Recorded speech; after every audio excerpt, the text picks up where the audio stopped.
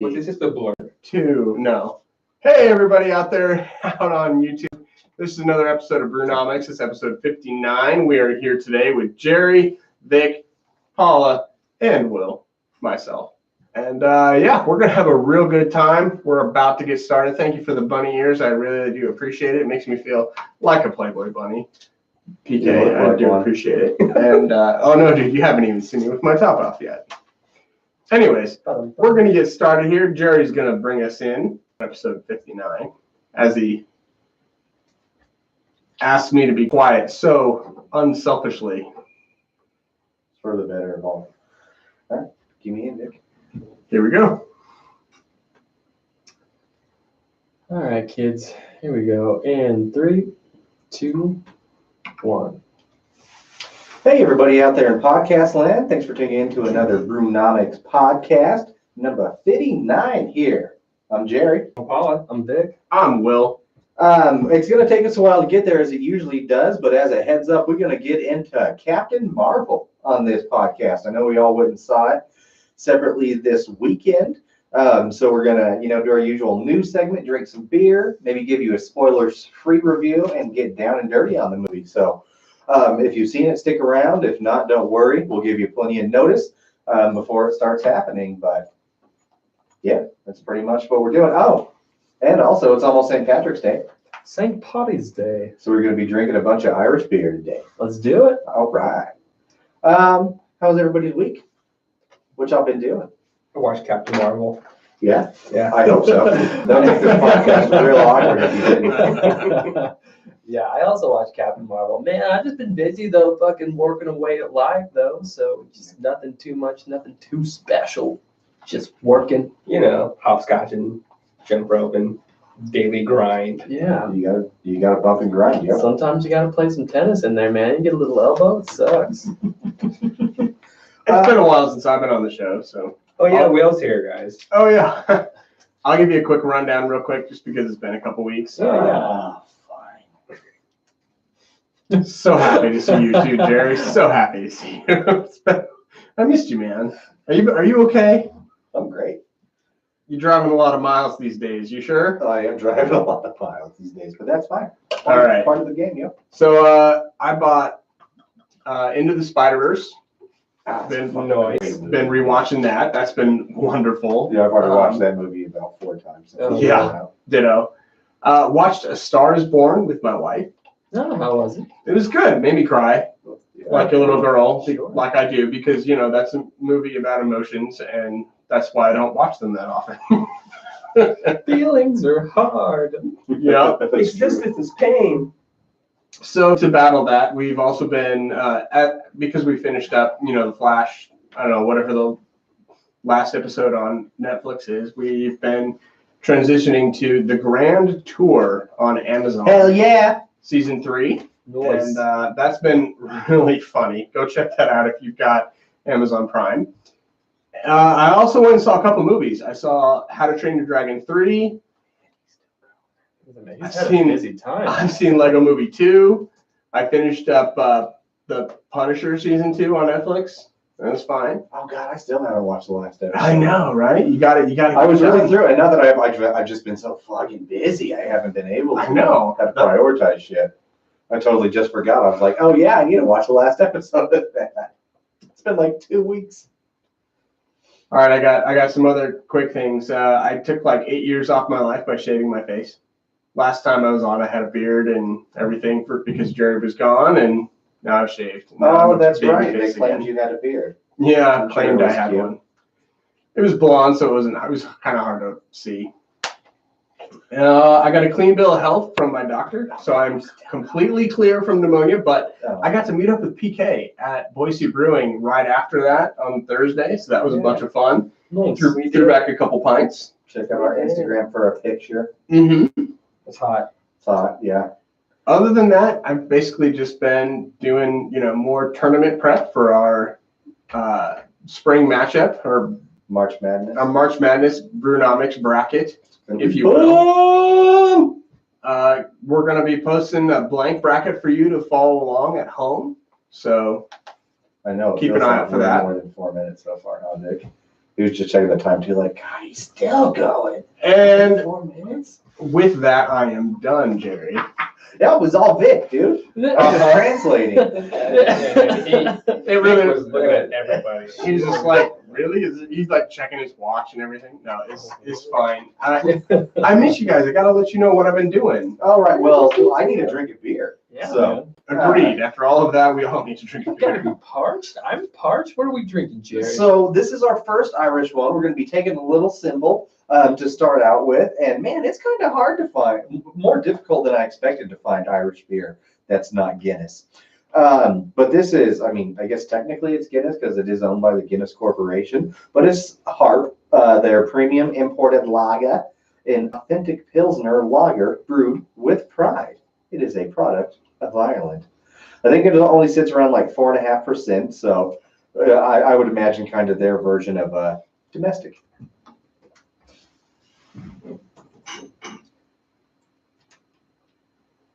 We're all sniffing the beer. I thought Vic was going to educate us on Untapped. I was figuring out what to call this beer because it changes hands so many ways. Dude, It's like, I right? don't know what to do with it. Well, and that's the thing. The store had like 2 of these, totally different designs on the bottle, whole different shades of blue. One was like a royal. This is like a periwinkle.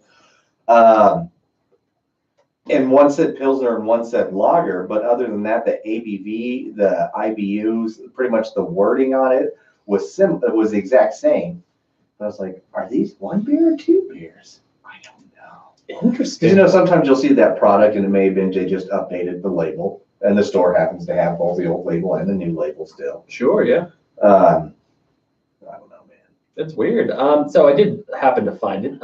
It is 4.5% alcohol by volume, sitting at 21 IBUs. It has an average rating of 3.28, derived from 139,278 ratings as of today, March 10th.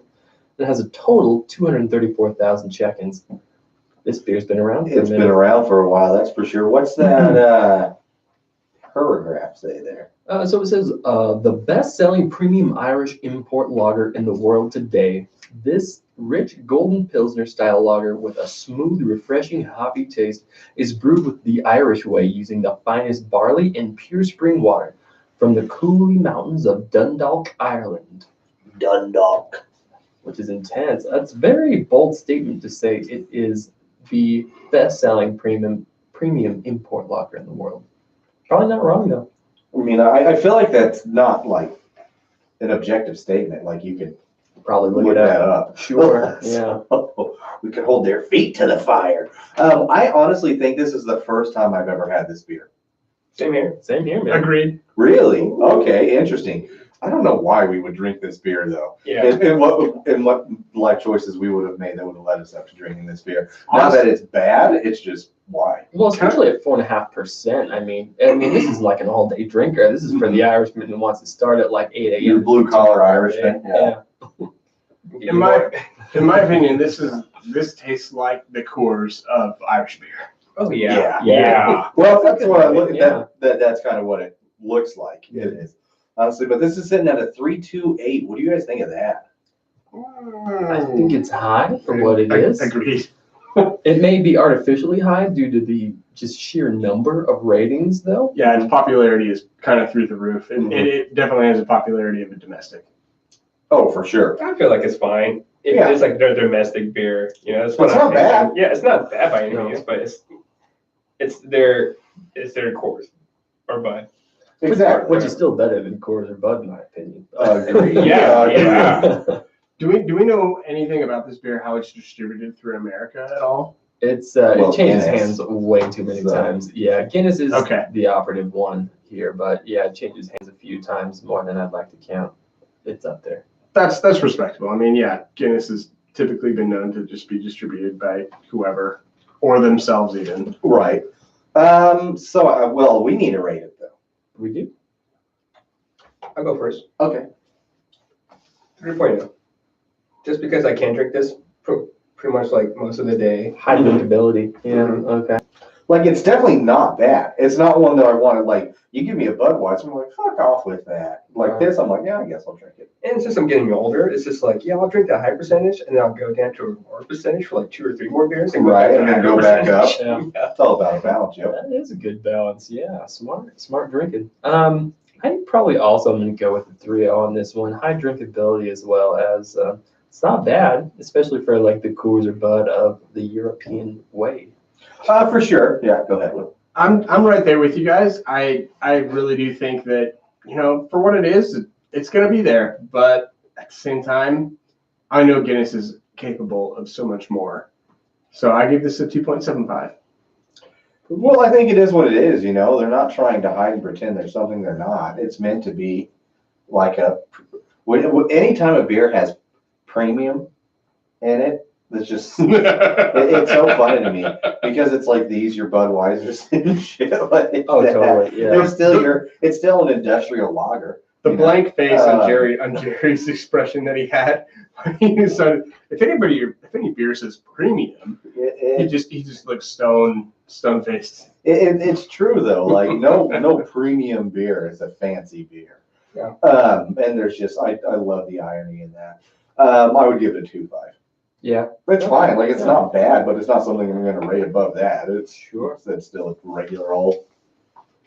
Like I would probably We're take it all over, you know, like an American domestic. Oh, for sure. I mean, I'm going to give a Budweiser or a Coors like a 2. Budweiser like a 1.5. You know, so this I definitely rate more. And again, I'm not going to turn it down.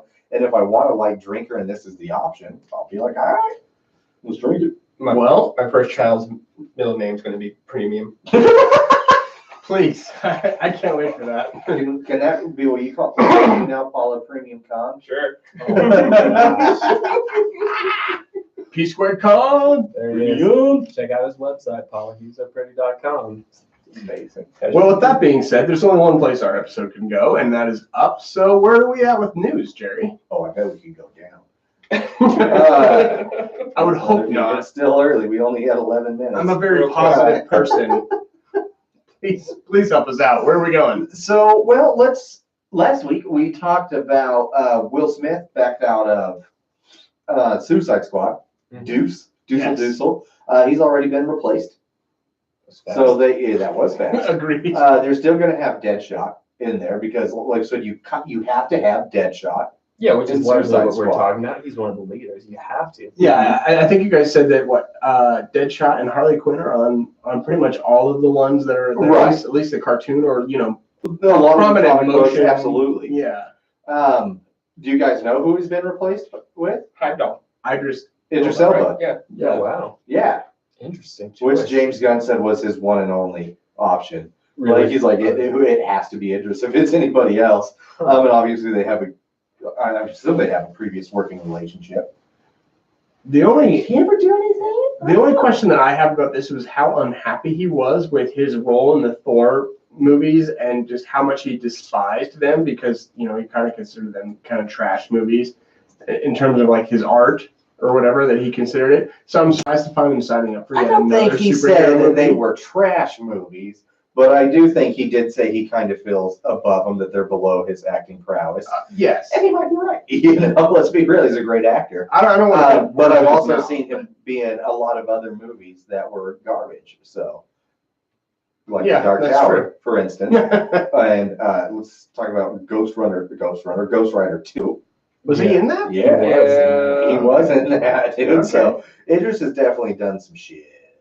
But he did stop the apocalypse. He did stop the apocalypse. That's true.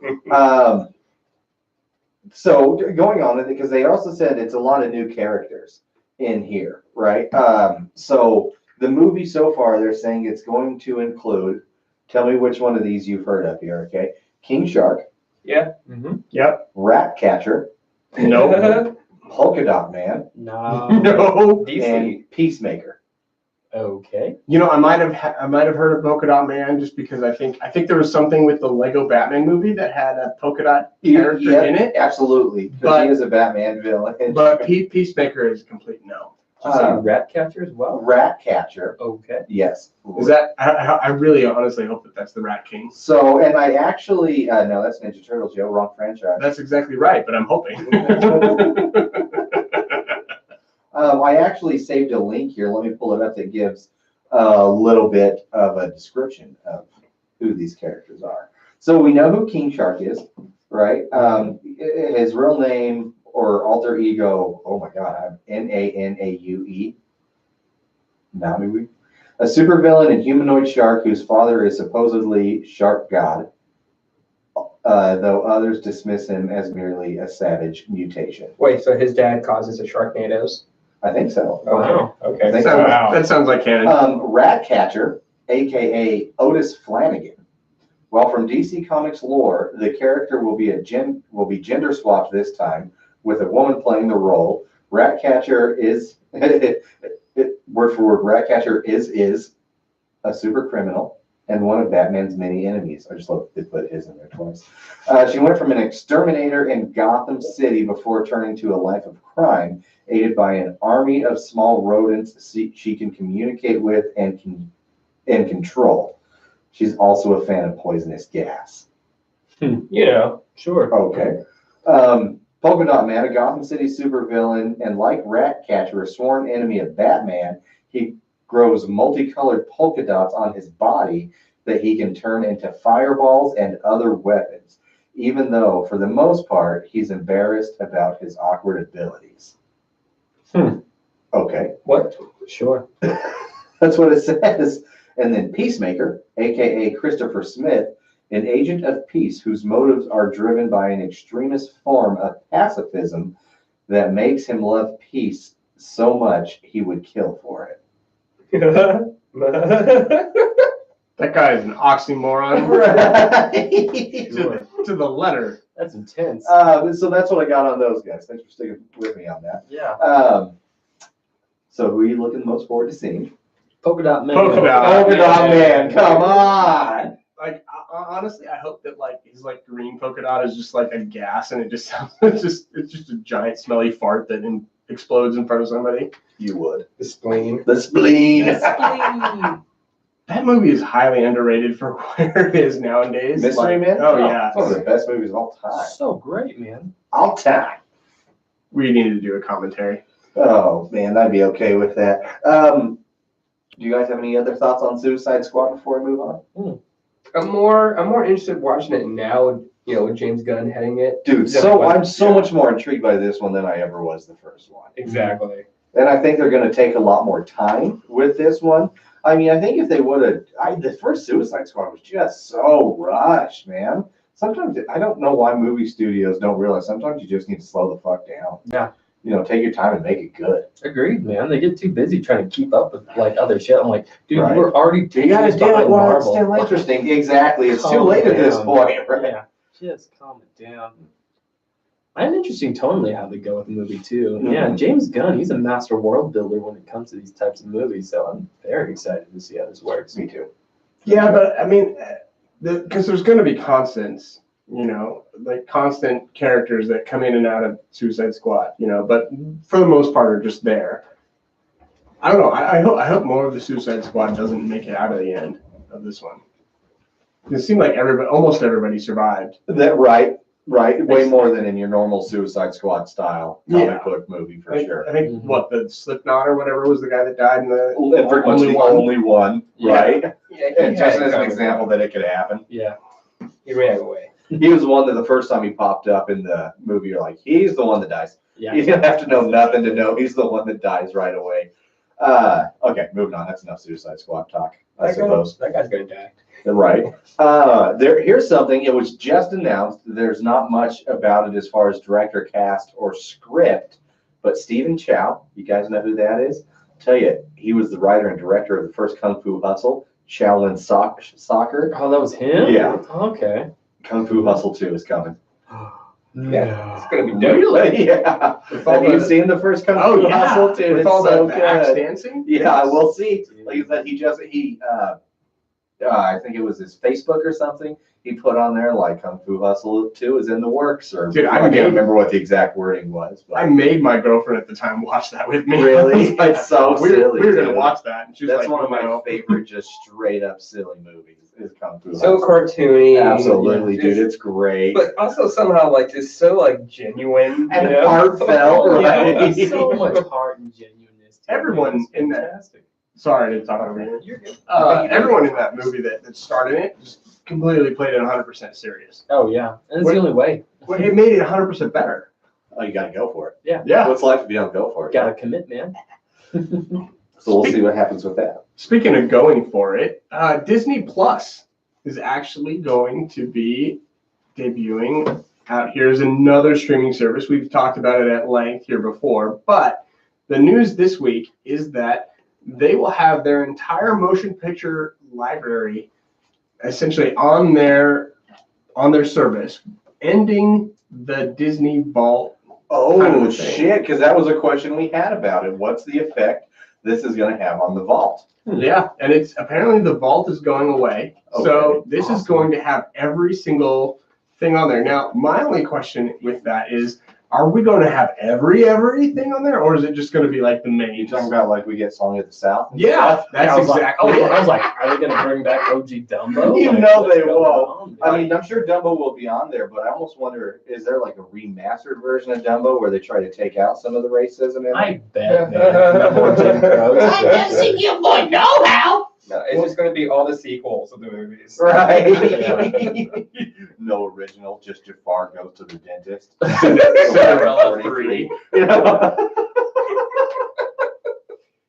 I mean, because seriously, I mean, Disney. If you've ever been following, I mean, yeah, with Song of the South and Black Cauldron, I mean, they've got a pretty dark past in there too. Not to mention the fact that there's no mention of whether or not this includes all of the Buena Vista shows, as well as like Miramax and stuff like that. Because Miramax, I don't know if you guys remember, but Miramax is also owned by Disney, but also responsible for like, Kill Bill. I mean, most of Tarantino's movies are Miramax. So Yeah, I but- kind of wonder, like, Honestly, bro, I They don't have think so. exclusive rights. Like straight up, Disney's too smart for that. Disney they're so uber family friendly corporate right now that will never happen. There's no way you're gonna. They are very consciously gonna keep those things locked down. I mean, they may have already tried to find every single copy possible of Song of the South and whatever, and just fucking. It's not even vaulted. It's just destroyed. Just trying to burn it. Exactly. Yeah. I looked that up on YouTube the other day, and it is completely unwatchable.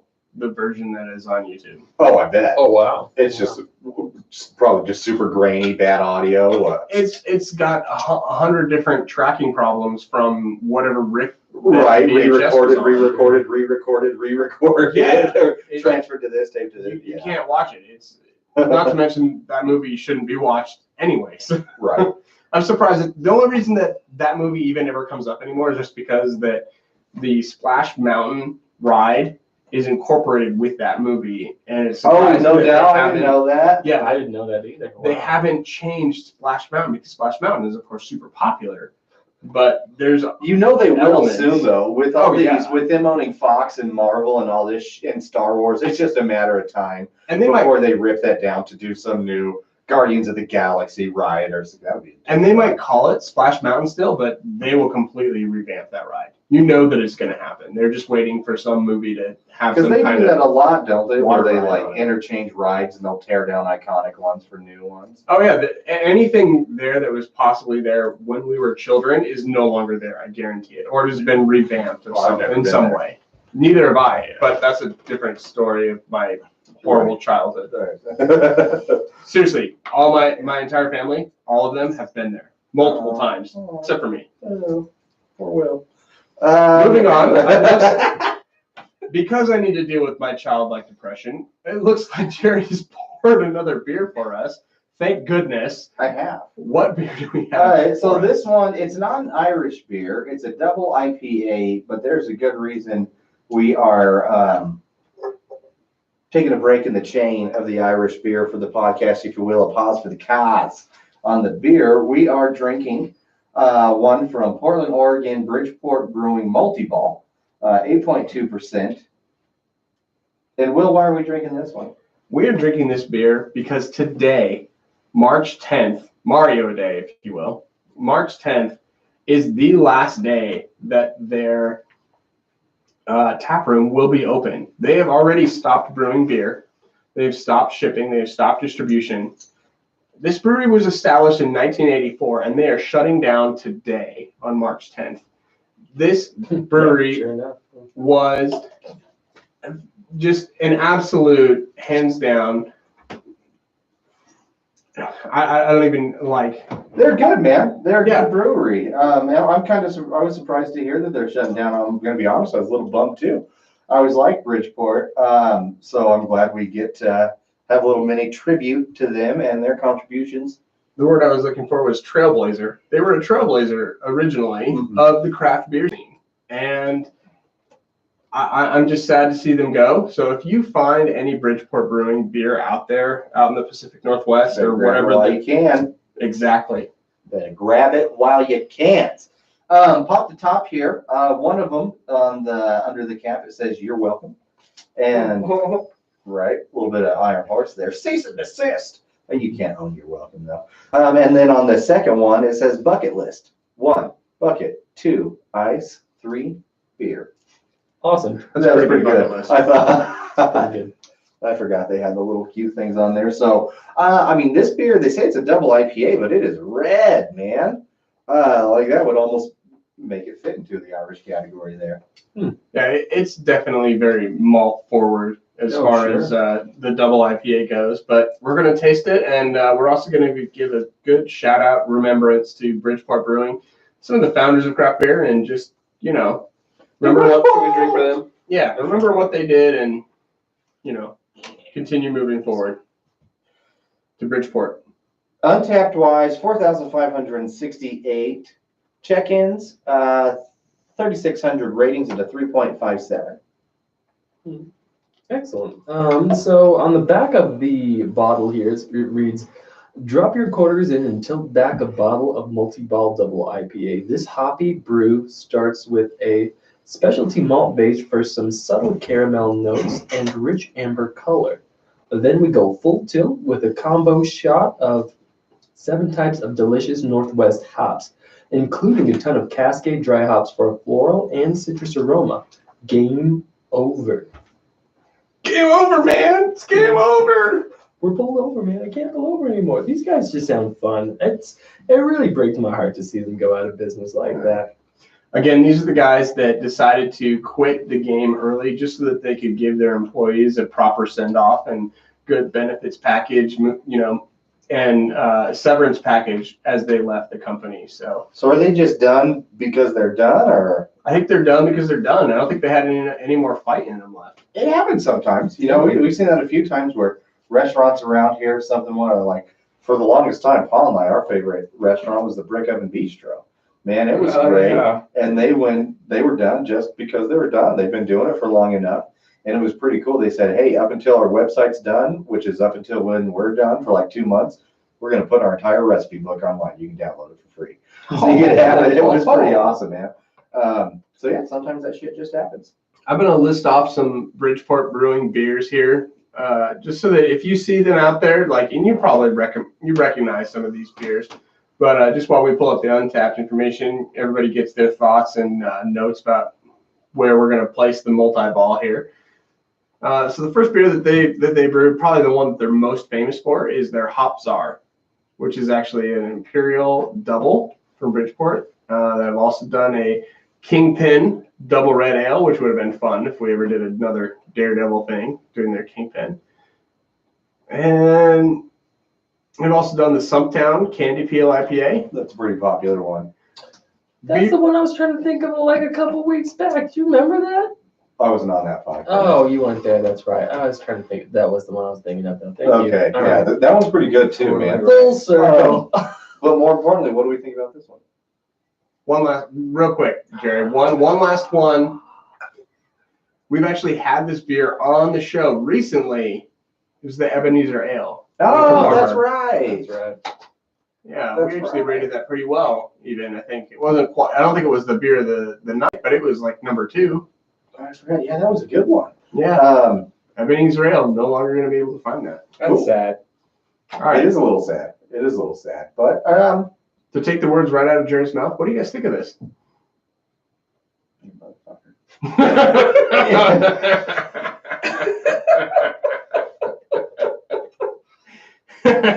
I think it's good. It is very malty. This is It a is. malty fucking IPA. It's not bad. We've drank a lot so far. We were doing a bunch of videos, so I'm trying to drink this through massive, just like beer heartburn right now. It's just the worst. Pussy. I know.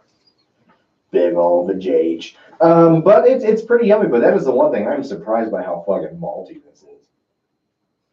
I'll go first. I'm going to give this a solid 3.0. I'm not a huge IPA fan, especially when it comes to the bitters on it, but I'm going to give it a 3.0.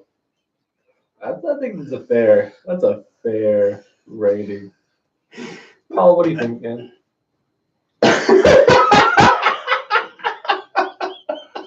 Oh, shut the fuck up, Will. Yeah, Paul. I'm trying to record a podcast. That's yeah. how you rated it, bro. Right. I'm not mad at it at all. As a double IPA, it is a little strong. But overall, yeah, take it in right now. I 3.25. 3.25? Yeah. It's a fair rating. That's actually what I rated as well. It's very malt forward. Yeah, very drinkable though. What was the ABV sitting at again? I can't remember. It's pretty good. It's 7.8, I think. 8.2, over 8%. Yeah. So it's up. Yeah, it is up You there. kind of got to be like more of like a seasoned drinker, I feel like. Too. I would think for sure Yeah. on here. And even then, I don't know, man, like, I like these guys. I'm not loving this beer. You rated a 3.25? I haven't rated it yet. Yeah. Oh, okay. My Bad bad. myself. I was a 3.25 as well. Yeah, Paul and Vic did a 3.25. What did you do, Will?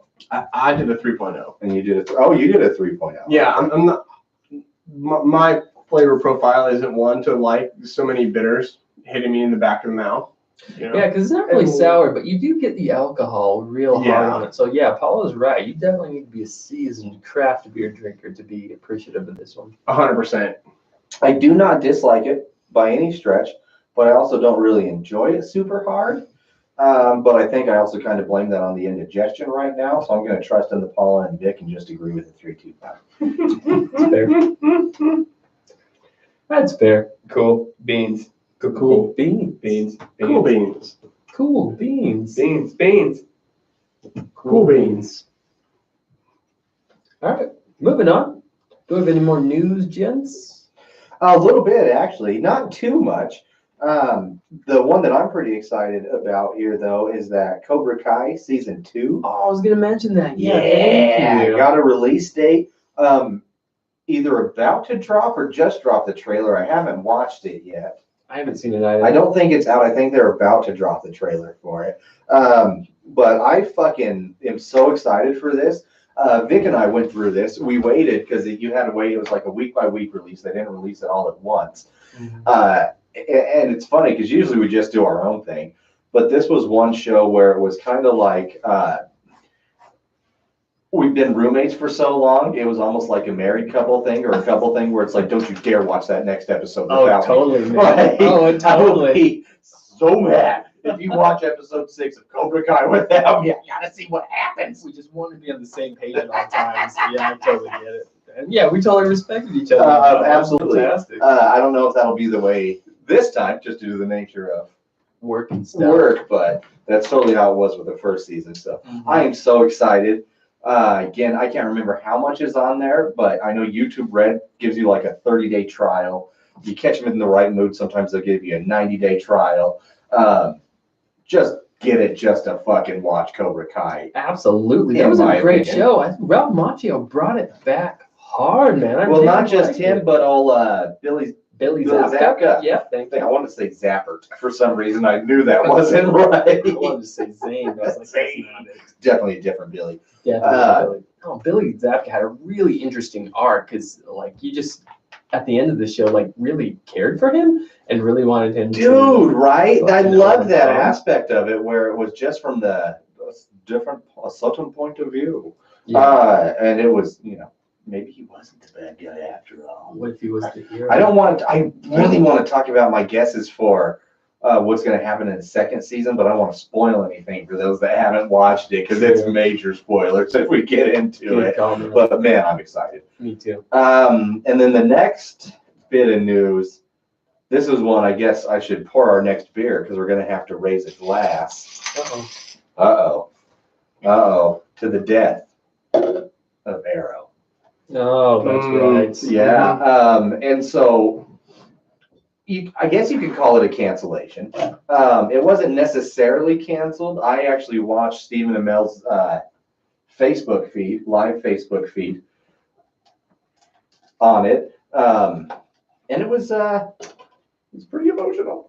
Oh. Like right when he started, he's like, sorry, I have to turn off the comment. Somebody's gonna say something that'll make me cry. And you tell he's tearing up the whole time because the dude just genuinely loved what he was doing. Yeah. But I guess he knew kind of going into season 7 that his contract was up after this, and he's like, I'm done.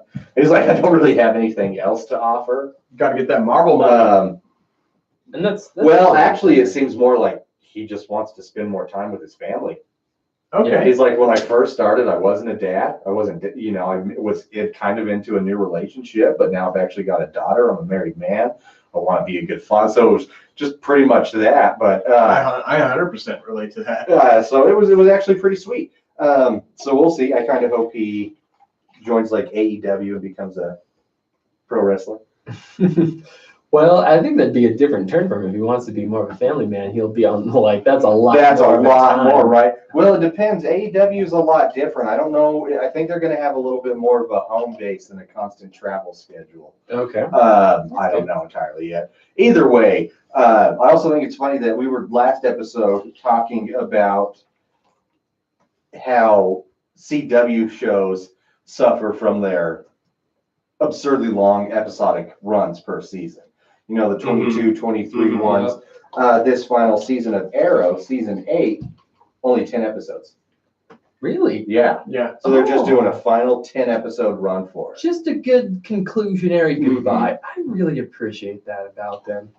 Very nice. To me, it makes sense because at least with the Flash and stuff, it seems like they've been on kind of a routine, as it will, with having the crossover event start at episode 8, and then half of the season ends at season 13, and then they take a break, and then they bring in the second half of the season, and they maybe do a smaller crossover with only one of the shows, like the Flash and Supergirl musical episode that they did, like that big was season terrible. episode. Yeah, and I think, and you're absolutely right, and I think that's what they're planning to do, like with the next crossover event. I think it's Infinite Crisis, something. And maybe they just have Something it so that it happens on season 8, and then they have like 2 more episodes to just wrap up the whole thing. Yeah, they already teased it on the last episode. I don't know if they will on the wrap the whole thing. crossover. Do you think?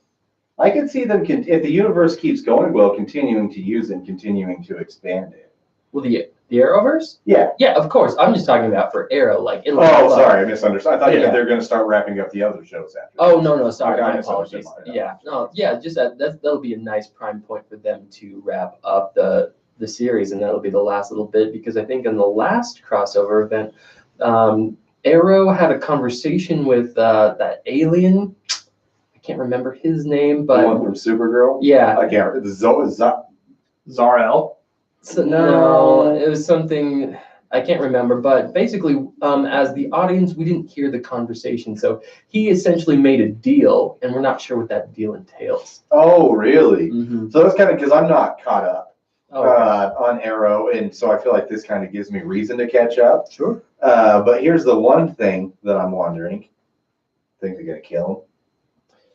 Oh. You feel off like, is it going to be a final send-off, like maybe something super heroic, and they just straight kill off Green Blaze of Arrow? glory. Yeah. You know what I think it's going to be? It's going to be a heartfelt moment where he just fucking rides Just off one into right onto the sunset. Yeah. I think that's what it's going to be, honestly. I kind of hope for that, but I kind of want, on the other hand, to see a blaze of glory, man. Let's see what happens. Yeah. Mm-hmm. Maybe a blaze of glory on some blazes glory. Blaze of glory.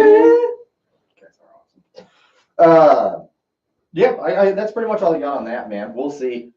I don't know. Part of me, we'll see. We'll see. We'll Yeah. see. I don't want to say, I hope he dies, because that sounds awful. That sounds just terrible. I don't And I wish it. genuinely, You like, I'm not monster. caught up, but I did genuinely enjoy Arrow. And Stephen Amell is one of my favorite human beings on the planet. Oh, yeah. I really like that man.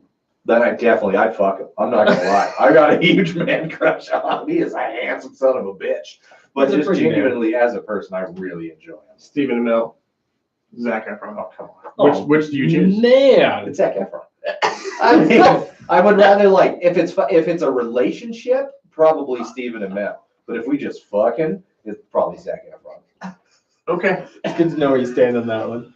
I figured I had to clarify for the fan base at home. Yep. Also, check out Code 8 coming out with his younger Dude, brother, Robbie yeah. and Mel. It's going to be fantastic. Cousins, thank you very much. They do look like brothers, though. Dude, I always forget that. Thank you. But yeah, Code 8, there's a short, I think, on YouTube about it. Check it out. But there's a full-length feature film coming out about it, which is pretty exciting.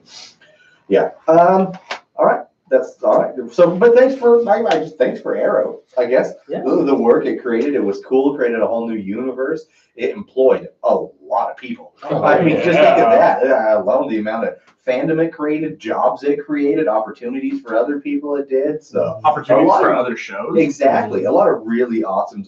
However you feel about these shows, one way or the other, it created a really powerful universe. It really did. Yeah. What the Archie series? I don't think that would have ever happened. I I don't think a lot of these shows would have happened. I don't know if Gotham would have, or if a lot, So I think it really. I mean, even Agents of S.H.I.E.L.D., you could go that far. A lot of the totally unrelated comic book series, but the success of it, a lot of that is based around Arrow, I think, because it was the first one that proved you can really do this live action. Mm-hmm. Yeah, and it plays. Yeah. Yeah. Awesome. Absolutely. Last bit of news, and then we'll finish up the news here because it's not much, and then move on to our next beer, unless you guys got other news. I got one thing. Oh, go ahead. Go. Yeah. Well, it leads right into the next beer. So go. Okay, so mine's very quick. So there's finally some talks on Black Adam, the movie, starting to move forward where they've actually started to get the script together a little bit, and some big characters popped up that are apparently supposed to be in it. And that is Hawkman and Stargirl. Really? Mm-hmm. That's Which cool. I'm intrigued because Stargirl is going to be on the DC streaming network as a show, right? I believe so. I've heard that. Is it going to be the same Stargirl? Hmm. Are they going to try and incorporate that and like expand the universe that way? Or is it going to be totally separate, how we have like two Flashes? Oh, yeah, huh? I wonder. Yeah, good question, man. Knowing Hollywood, I'm going to guess that it's Separate. going to be separate. Mhm. My heart of hearts hopes that it would be the same. Well, we'll see. It also kind of depends on how good this girl is that does Stargirl. I don't even remember. Do you guys remember? I'm trying. I can't. I don't. Let's see. My mental capacity is gone out the window for that kind of thing. Well, and it makes sense to have two different universes for the television shows and the movies because the movies happen at such a different rate of speed than the television shows do. So it's just super difficult to be able to do that on a consistent basis with like the same person, which is why we have two Flashes or why we have two Batmans or two Arrows. Or we see that it doesn't work. Example, Agents of S.H.I.E.L.D. Well, yeah, and that's exactly why, like the Netflix shows, Daredevil, Jessica Jones, Luke Cage, like those would be completely different people if they were to enter into the MCU. We couldn't have the same characters just because they happen at such a different rate of speed. Well, I think that, and then my guess is just the outrageous legalities behind it. Yeah. Because, like somebody like CW, it's licensed to CW, but they don't have true ownership of it. Maybe like Warner Brothers has or something to that effect. So. Oh, like certain, like just for television, like you have television rights and you have toy rights, but only you have movie rights over here. And it's just the way that they licensed it out. Marvel was actually guilty of that in the 90s because they were failing as a company. So that's why we got Roger Corman's Fantastic Four, which you guys never saw. Dude, I recently saw a documentary about that. Check it out on Amazon. Did you watch that? It was on YouTube for a while. I was going to say, it was on absolutely YouTube watched for a it. little bit. It showed up on my Prime, man. I was really blown away by that. Okay, Meg DeLacy is the name of the girl that's going to play Stargirl. I have no fucking idea who that is. She looks pretty. Yeah, I thought she'd be blonde too. It looks like a brunette. She will be blonde. Anyway, yeah, she's been in a whole bunch of stuff that I can guarantee none of us have heard of. So It's like there will be blood, but she will be blonde. she will be blonde. She will be blonde. That's all I've got for the news. All right, last little bit of news that I have is we might have actually broken into pop culture reference as a whole, as a podcast. I doubt it, but on the latest episode of Bob's Burgers, the one that was not airing tonight, the one that aired, it was the Fresh Principal, I believe. Oh yeah, Fresh Principal Yeah. or whatever. Yeah. So as you know, Good episode. these cartoons that are on Fox Sunday nights, they have a different intro usually every single episode. Kind of like The Simpsons, you know, Bart is writing something different on the chalkboard and et cetera, right? Well, Bob's Burgers has a van, like an exterminator van, that will pull up and have something different written on it, and they'll have a company that is right next door to them that also is something different. And then in the show, it just says, you know, vacant property or whatever, because it's always a dumb idea that ends up popping up next to them. Because they're funny. Bob's Burgers is very funny. Well, we might have just broken into pop culture mainstream because on the latest episode, on the van, it said, "I'd trap that, exterminators." Which leads us into our next beer, which is our I'd Tap That segment, which is Boise Brewing's Fair Dig Irish Ale. Intriguing. I mean, I feel like it's a loose connection, but I noticed it and I was like, hell yes, we made it, buddy. Yeah. Let's take credit for that. sure. Why not? Yes. John, Benjamin, Lauren Bouchard, the whole crew. Just They're all listening to some Brewnomics. We love you. They're We like, love hey, your that guy show. had a Bob's Burgers t-shirt once. John, please, H. John Benjamin, please write another book. Also, continue your show. Oh, John has a van. I'll bring it back. So we are drinking the Fair Dig Irish Red Ale. It is sitting at 5.5% alcohol by volume, 24 international bitterness units, and 3.74 average rating on Untapped, derived from 591 ratings. It was added a couple years ago. It only has like 853 total ratings, which is interesting. Not very many. Well, it is Boise Brewing. They're a smaller Boise brewer. They don't really distribute very far, so that's actually, I think it's a pretty freaking good chunk of ratings considering. I mean, especially Untapped's not always the fair judge, because even amongst seasoned beer drinkers, there are a lot of people that don't just use it because they don't want to use another app. Also true. So yeah. it is a difficult one, but that's just my 2 cents. No, right. What do we think about the beer? Very malty, very roasty, very smooth. Did anybody read that Untapped paragraph? No. I didn't think so. Someone should do I'll that. give it a shot.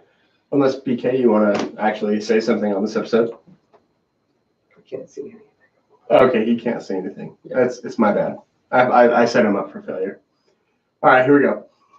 We named this beer Fair Dig, which is Irish slang for fair fight. We started with an Irish base malt and then used noble hops and Irish ale yeast to give this beer its traditional Irish character. It has a nice caramel malt sweetness balanced with the dry character of the roasted barley. Cool. Period. Awesome. What do you guys think? Well, it is definitely roasty. It's malty. It's a little smoky.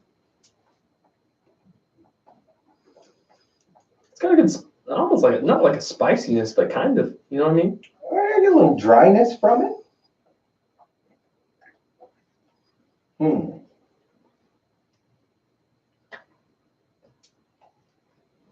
Paul, what do you think? In detail. There's a complexity to this beer that I don't know if I can quite judge at this moment, since I've had maybe, like we all have, like 6, 8 different types of beers beforehand.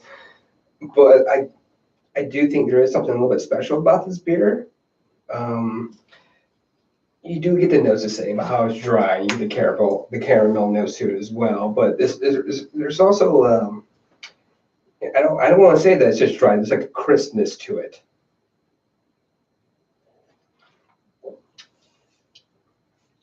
Like right when you swallow, and when you pucker your lips. Ew. kind of like that. Ew. A to the O.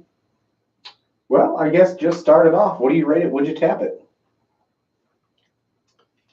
I rate this 4.25. I wasn't asking. And I tap it. Still on Paula. Okay, cool. We Go, Paula, go.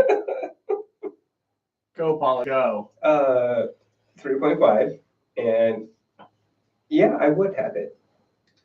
I think it's well rated. I'm gonna go 3.75, and yeah, I would tap it as well. Kind of like it. Oh, extrapolate that. It's that liquid smoke taste to me. It's dry and it's smoky. It's got a little bit of sweetness to it, but overall, I don't like it. I would give it a 2.75, and I would not tap it. All right. But I got Well- outvoted, so I guess it gets tapped. Majority rule. It gets tapped. Yeah. Oh. I don't taste any of the smoke. I'm not getting Yeah, I'm smoke not in making either, either, man. Smokiness to it. What did you do right before you drank it, Jerry? No, I guess I just have a better palate than you. Okay. Sure, could be, or you could be completely off. It's all right. Get this man a That's charcuterie board. probably. Charcuterie board. All right, everyone. Do you guys think we should take a break before we get into our main topic? How you guys feeling? How are your bladders? Were they full, medium, 50%? Okay. We should peace. I wouldn't mind a quick break on this one, honestly. So yeah, let's do that, and we'll be right back. Stop recording. Oh God, I need to take some Tums or something. I got heartburn so fucking bad. You So much beer. old man. I know. Yeah, this room. Yeah, I guess air it out. Turn the heater down too. We're just Whoever was three hot watching us. men. Is anybody even still watching? I don't know. Uh, Who do we have? Oh, Cope and Ross, dope.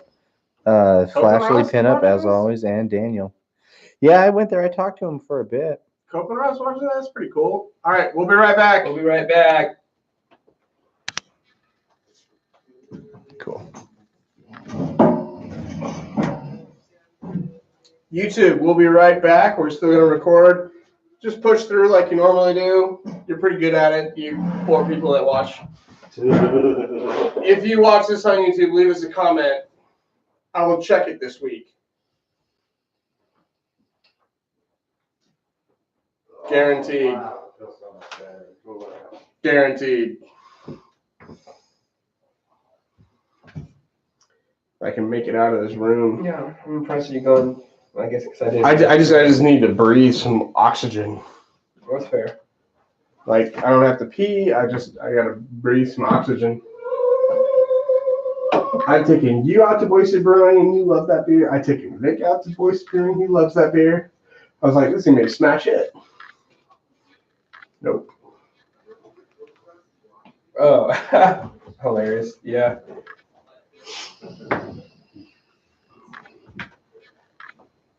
Oh, Jerry. We're brewing an Irish red for my birthday. You know that, right? No, I don't. I do not. Yeah, you're coming. Brewing. We're brewing. At your house. No, my wife will not stand for the smell of homebrew. What are we doing it at? Boise Craft Ale or Boise Craft Beer over on Orchard and Emerald, just Okay. south of the McDonald's.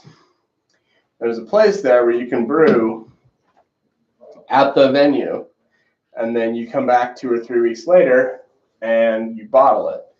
And my birthday is on a Saturday this year, and so we will go and we'll brew it 2 or 3 weeks before, and then on my birthday we'll bottle it, Okay.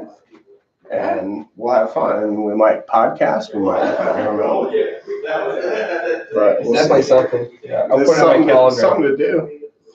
Birthday's June 8th, and so plan a couple weeks before that. I think there's at least either the week before that or the 2 weeks before that is the Memorial Day weekend.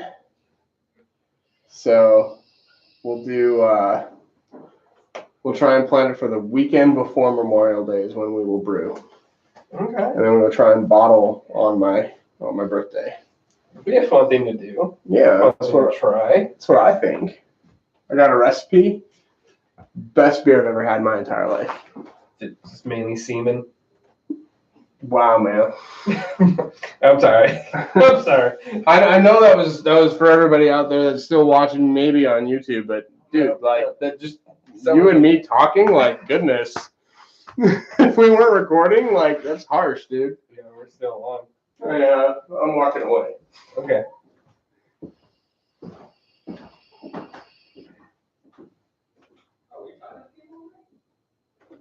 you talking to the camera again?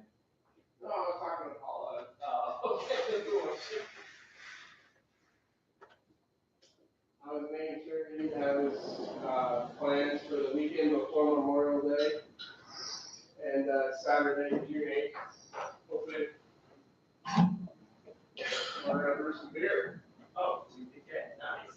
No, and you, Oh. and Jerry. Yeah. Boise Craft Brewing over on North and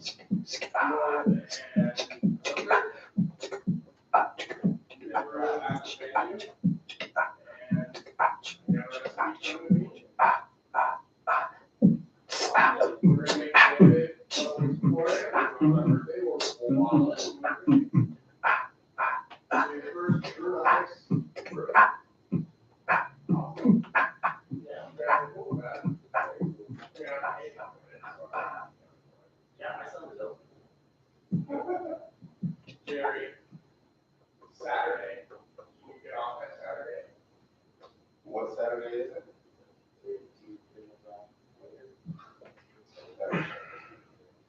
Yeah, or home.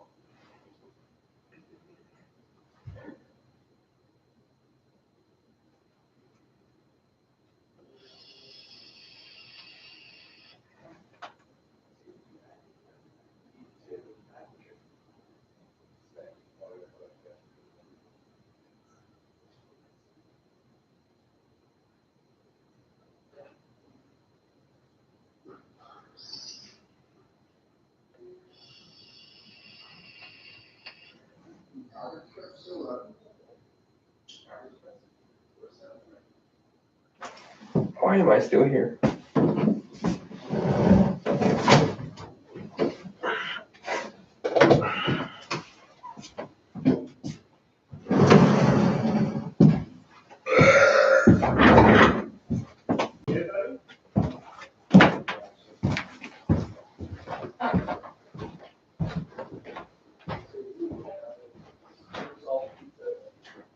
It was probably just that one piece of crazy bread.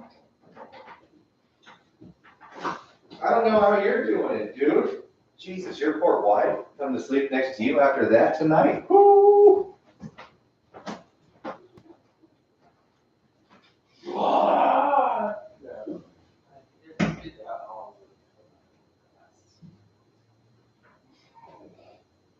Everybody is doing this colonoscopy.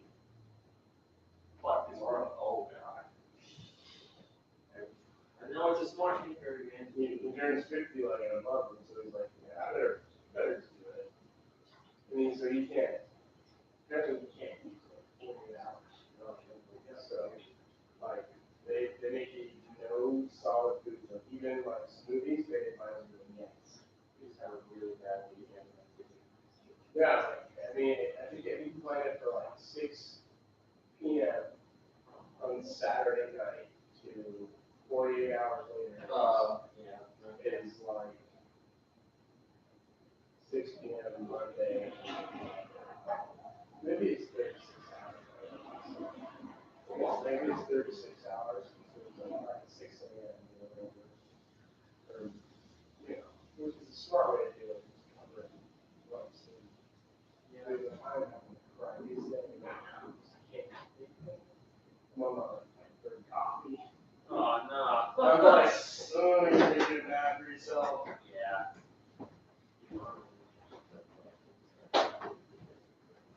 Yeah. We were like, yeah, I did that tomorrow. And I'm like, well, that's Love you, buddy. I didn't want to say like.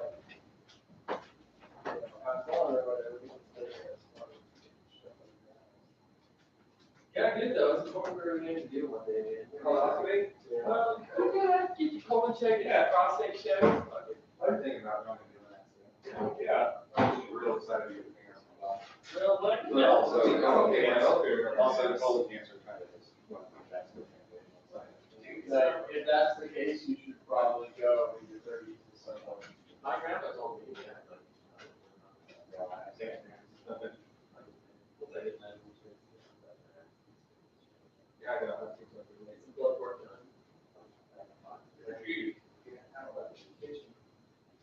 I love you, brothers. You don't understand now. Oh, let me. It is good. Okay. You get weird. What got weird? What do you mean? I don't know. Did it get weird? Are you weird? I feel like you're Weird what? Okay, weird. I'm good with Paula. What do you get weird for you? And, The podcast? yeah, How's that? You make like weird comment? no. I heard you work for someone, but I didn't know what it was. I'm just making it up. That would have been the least awkward thing I could have said to make it awkward and racist.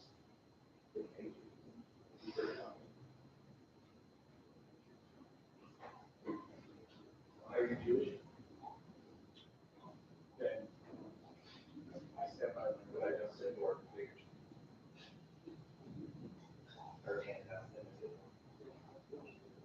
Have I ever proved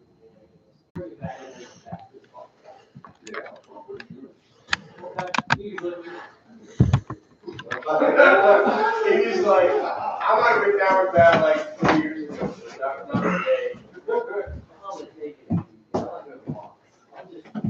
Right.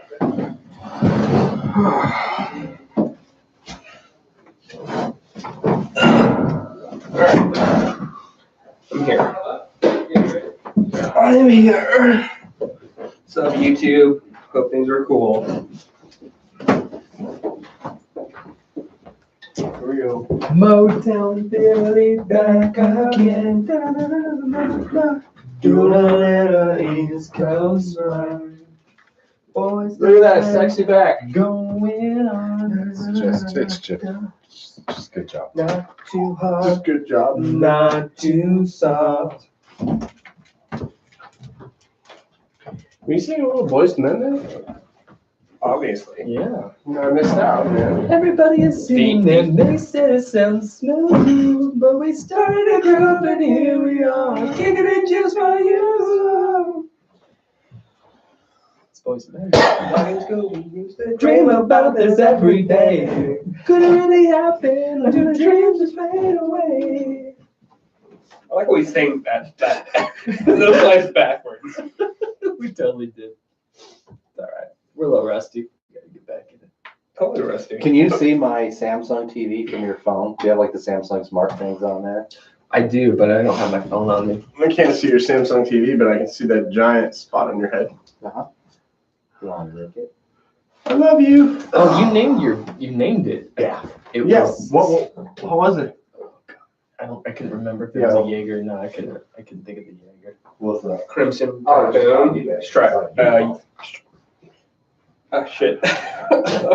Eureka Striker? No? Striker Eureka. Striker No, Eureka. it wasn't that. It was one I wasn't super familiar with. All I remember is when you named Paula's asshole Susan. Oh yeah. I thought I named my own ass. I thought she named herself, really. I'll just listen. Yeah. You responded in kind. It went. It just kept saying that over again. It was like. That was the noise that kept coming out of your asshole. Yeah. It was alright. Oh. Got a little lazy. Yeah. Yeah. I don't know, man. Me and my asshole. Well, you can still track the Let's let us be. All right, you take care of her. It's a special relationship, you guys. Yeah, I'll be talking words in my mouth here, right? Yeah. it is what it is, and It's just me and her. We're cool. We're cool. I'm listening back on all the old episodes, and it kept coming up. How many times did it come up? Did I bring it up personally, or? No, I mean, between the three of you, it came up like at least 3 episodes in a row. Hey, how's your Susan? Are you taking care of her? no, that's good. Yeah.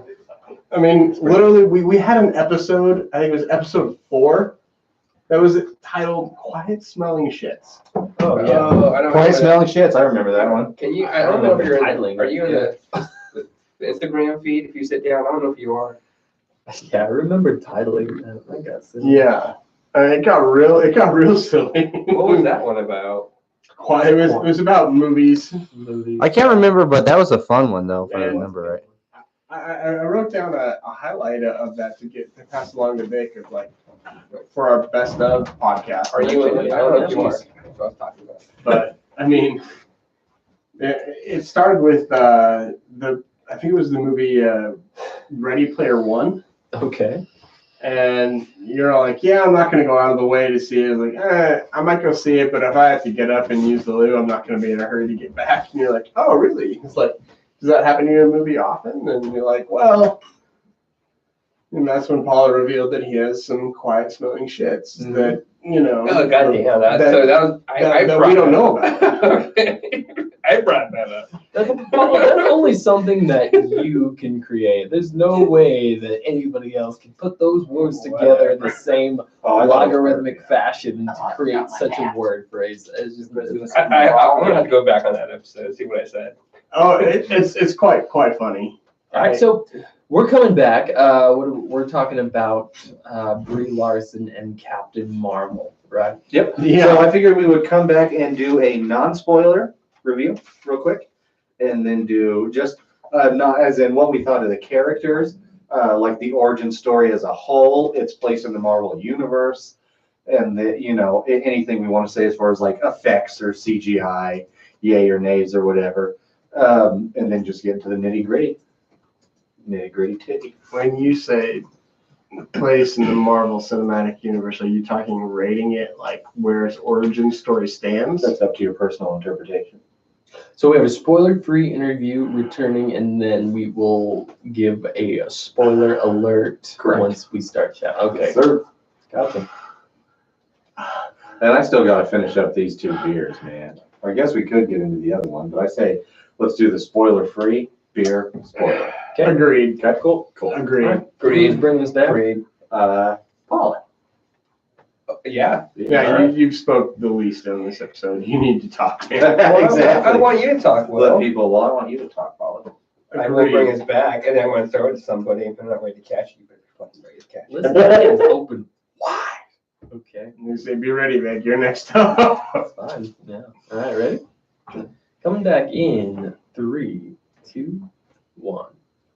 Hey there, Brew Crew. I really hope you enjoyed that little bit of knowledge that just fucking happened upon you. You're welcome. I hope it wasn't insulting or. I think you've been pretty good at making them non-insulting, I hope. Good. I hope they enjoyed it, and I hope they learned something from it. And I hope you're a better person because of it. Right. Share it with a friend. I feel like more than likely you will be a better person because of it. I feel like in general, once you start listening to Brewnomics, you're probably a better person. No, that's not agreed. Like, that is comment, a stated subscribe. fact. I think Cambridge University did a study on that. Oh, yeah, I Came read back. it 3 times. Yeah, they did a double-blind study. The results were quite incredible. I took a survey and it said we're the best thing in the goddamn world We were the best around. around. No one's ever going to take this test. But I really want to get into kind of our next beer and our next segment as well. Mm-hmm. So we all watched Captain Marvel. Captain Marvel. I want to call her Captain Shazam. But nope, wrong one. Wrong one. Wrong one, Carol Danvers. Captain Marvel's in a month. Hold me closer, Carol Danvers. Just came up with that. My lighter's up. Keep going, bro. Let's keep going. That's all I got. Oh. When did you guys watch it? So I watched it Friday evening, Well, like PK, 6:30. I bought tickets the day before and went and watched it. PK and I watched it this morning at 11 a.m. Oh, Dude, shit. the theater was kind of packed. Really? It was busy. It was a first showing. Yeah. I bought tickets 3 weeks ago, and I saw it Saturday night at like 7 o'clock at like with reserved seats and everything. We got middle seats, but the back row. I prefer to sit like a couple rows up from that. So It was packed. I was in Twin Falls. There's only one theater in Twin Falls, and I bought tickets just the day before, and it was fine. And they had like a little line that you had to wait in, because there were, it was Friday, so they were playing before. I did the 6:30 one, and I was not far back in line at all, probably like within the first 20 people. And there were a bunch of different show times. So they opened the line for like 6:10, 6:30, 6:20, a whole bunch of different theaters. And so I'm like, dope, I'm going to get a good seat. Dude, and I'm walking there, and I don't know how it happened, but it's already like 80% full. And I'm like, where? There was nobody ahead of me when I was walking in here. Wow. It was strange. I'm still bothered by it a little bit. Because they all came like way before you. I guess.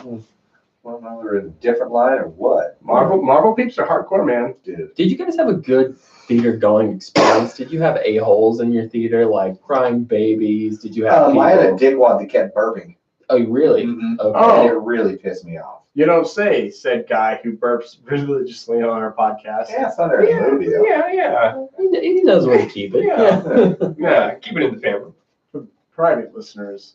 and the world. Yeah, but I don't do it in a fucking movie theater. No, not in the theater. Theater. That was super annoying. How about you, William? Ours was pretty good. We didn't have any problems at all. Amazingly, although we were in like the 21 and overs section. See, that would help. There was no option for me to do that, and because they don't have anything like that, I would have absolutely paid more for the 21 and over in this one. I always will for big openings and something like this, because of course the person that kept burping was a fucking obnoxious ass teenager. I've only had one time where in the 21 and over section there's been a legitimate like a-hole just talking or doing something obnoxious during the film. Yeah. Seems less of a chance, but Yeah.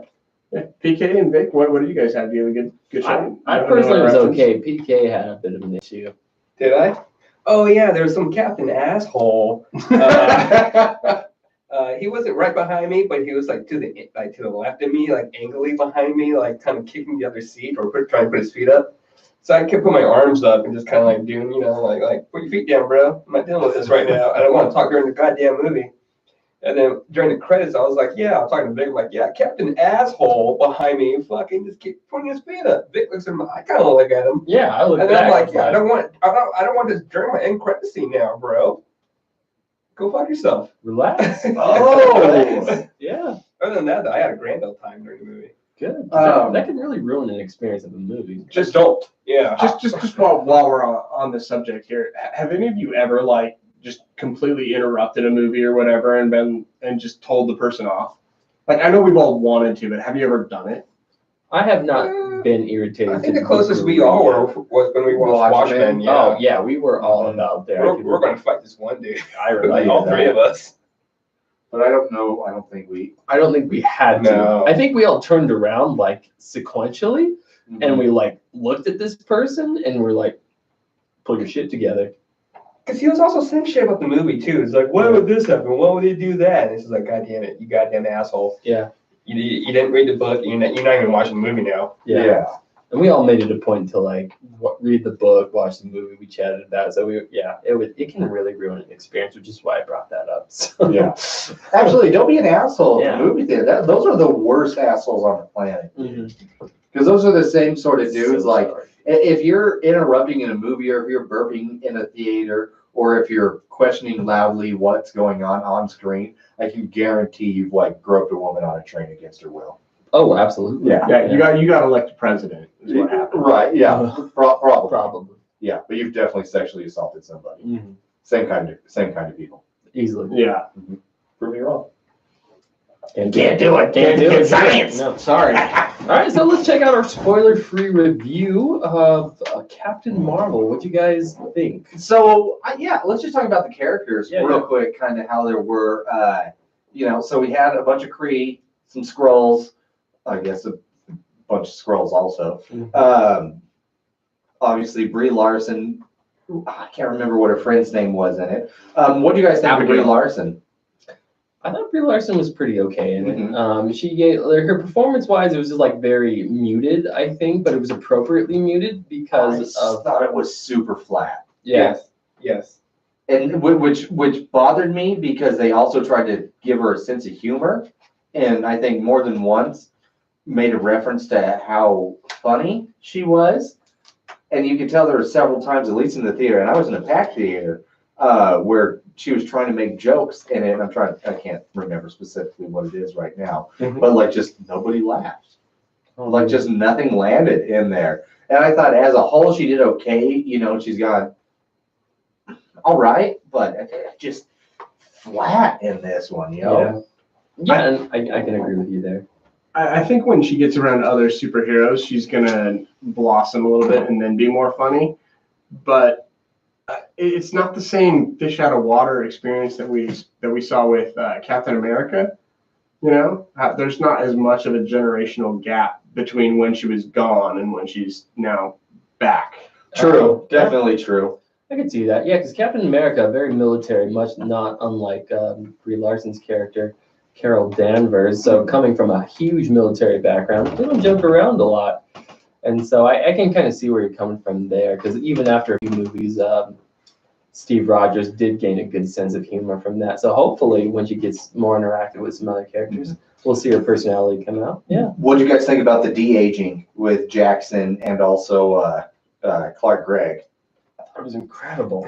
I think Samuel Jackson, it was absolutely phenomenal, but also talk about, like, how much do they have to pull? Yeah. From 1995 Sam Jackson, let's be real, you have a library. They had so Right. much reference So you can material. literally pull a copy and paste a video recording of exactly how the man was at that time. Not to mention that guy looks amazing, even for how old Even he now, is. he looks Yeah, great. he looks So that's great. it. You black don't crack, baby. It's a real saying. Like, Yeah. for a reason. He looks good. And he's in his 60s right now. Yeah, he looks No, absolutely. he's older than that. He's in his 70s. Is he really? Yeah, he is. Take And I a mean, look. the interesting thing though, you can really tell his age though when there were a couple of running scenes, and Yeah. you can't fake that. When Right. he goes to throw the gun at his boss in that archive or whatever it is, Yeah. like his arm does not make a natural throwing motion at No. all. No, it's just straight It's through. very Yeah. stiff. Like his body's like, ow. He Yeah. definitely, he looks much younger, but he still moved like an old man. That's absolutely true. Clark Gregg's I thought was good, but you could definitely tell it was nowhere near as good as Sam Jackson's. Agreed. Yeah. But again, they did not have quite the material to pull from also. Also true. I noticed with Sam Jackson's, it wasn't consistent all the way through the movie. Okay. There were a couple moments, especially when he's talking with Brie Larson over the table when they're kind of interrogating each other, you know, and trying to figure out, like, do I trust this person? Do I not trust this person? And, you know, just it seemed to me like that scene, like his face looked a little bit more pinched than it was in other scenes of the movie. I could see that. He's 71. Good God. Wow. Sam Jackson. That blows Yeah. me away. Yeah. Or, yeah, will be at the end of this year. So I guess he's 70. Okay. Still. Wow. Right. Wow. Okay, so let's get back to his boss, Ben Mendelsohn. What'd you guys think of him? Ben Mendelsohn's great. He's got the greatest line of creepy and like villainous quality to him. Kind of the villain that you can get on board with very quickly. You're like, I don't know what it is about you, but I'm not mad at you. I get where you're coming from, but I just appreciate where you're coming from. Well, and that's the thing, opposite again, no disrespect to Brie Larson, but Ben Mendelsohn is what, Kalos? Is it correct. Kalos? Yeah, he's a Skrull. Talk about somebody who oozes charisma. All day, man. Like him and Sam Jackson next to each other, oh, they are fun, Dude, dude. his comedic They- timing, Underrated, so great. man. He plays a really good straight man. He really does. He's, yeah, what do you mean? Well, just like the guy that's setting up. Like the stiff, the Yes. working government, working Yes. stiff sort of thing, but can all, yeah, okay, I see what you're saying. See that? Yeah. I thought he was absolutely phenomenal. You know who my favorite character was though in it, who I thought did absolutely the best job. The The cat. Maybe. No, the daughter. I can't remember what her name is in it. Oh, Her best friend's daughter. Lieutenant Trouble. Yeah, Lieutenant Dude. That little girl was fucking great, dude. She was great. funny. She was charming. She had great delivery. Like she didn't look like a child actor. Like that line when she's talking her mom into going into space, and she's like, "I stay with Grandma. You have a chance to go into space to fight aliens. How cool would that be?" But what, you'd rather sit here and watch? I can't remember. The Fresh Prince with me. I was like, what kind of example are you setting for your daughter? Like, dude, that cracked me up. Oh man. The way she delivered that line, I was like, this little shit right here. I like her. I was like, God damn, you're great. Yeah. You know what, this whole next phase of just the MCU, just being cosmic and whatnot. I was talking to Vic a little bit about this after we watched the movie today. It was just sort of like, I really feel like James Gunn really formulated all that for the cosmic MCU, Yeah. which is like the comedy and just the heart, and all that. Well, and this girl, I can you remember? She is what? She Pulsar? Pulsar, Photon, and also another rendition of Captain Marvel. She does take on the mantle. And so if we're thinking this 1995, this is 23 years later, or whatever time, 30, I think they're a few years ahead of us. So like 30 years later, their time, by the time we're going to see Miss Marvel in there. So she's going to be a grown, badass woman at this point. Mhm. So I wonder if they're going to like bring her character back as an adult, like a Pulsar or something like that. Well, or- and in my mind, before I figured out her name, I was like, I wonder if this would be like a Riri Williams situation. with See, I was thinking, Pulsar. or like a Kamala Khan is what I was thinking. Okay. Because she's the Miss Marvel. So that was my initial thought, with it, especially the hair. Oh, That was really yeah. kind of what did it to Well, me too, because Kamala Khan's kind of got that. well, and the hair too. That's what I was like, Riri Williams like that. But before I figured out her name, after I figured her name, I'm like, that's not going to happen. So Well, in the comics, Captain Marvel definitely has a niece that stays with her that doesn't, at least when she's that young, she doesn't get involved with anything. But Well, they're talking about who grows up to be full, and I think it's this girl in there. oh, okay, cool. What do you guys think about Jude Law? How'd he do?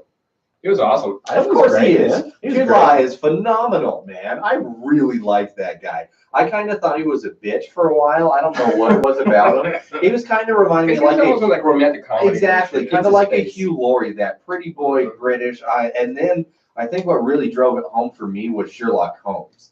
Him and that one with him and Robert Downey Jr. He was great as Watson. He was in that fantastic, movie. yeah. And then I kind of actually really started to pay more attention to him as an actor. I'm like, okay, this guy's not bad. Agreed. So I've actually had a lot of respect for Jude Law for a while now. I mean, okay, artificial intelligence by Steven Spielberg aside, okay, because that movie was hot garbage. I've never seen that. Again, I'll you're watch saving it. yourself by missing it. But I mean, to me, I sniffed out his villainry real quick, and I don't know if any of you, the rest of you guys, picked up on that at all.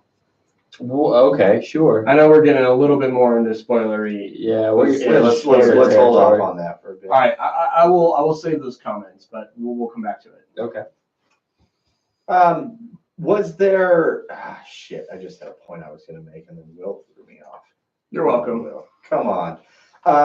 Any other characters that stood out to you? I mean, Will, you said the cat. Without getting into spoilers, that was pretty funny. Mm-hmm. That was pretty cute. When they took off in the ship and Well, he the saw- cat was in there, and you could see it like. Well, that was really good. I love seeing the cat in Zero G's. But I think anything more that I talk about that, we're definitely getting into spoilers. Right. So exactly. So let's hold off on that. I think that pretty much covers it for characters. What do you guys think of the CGI, the visual effects? Overall? Yeah.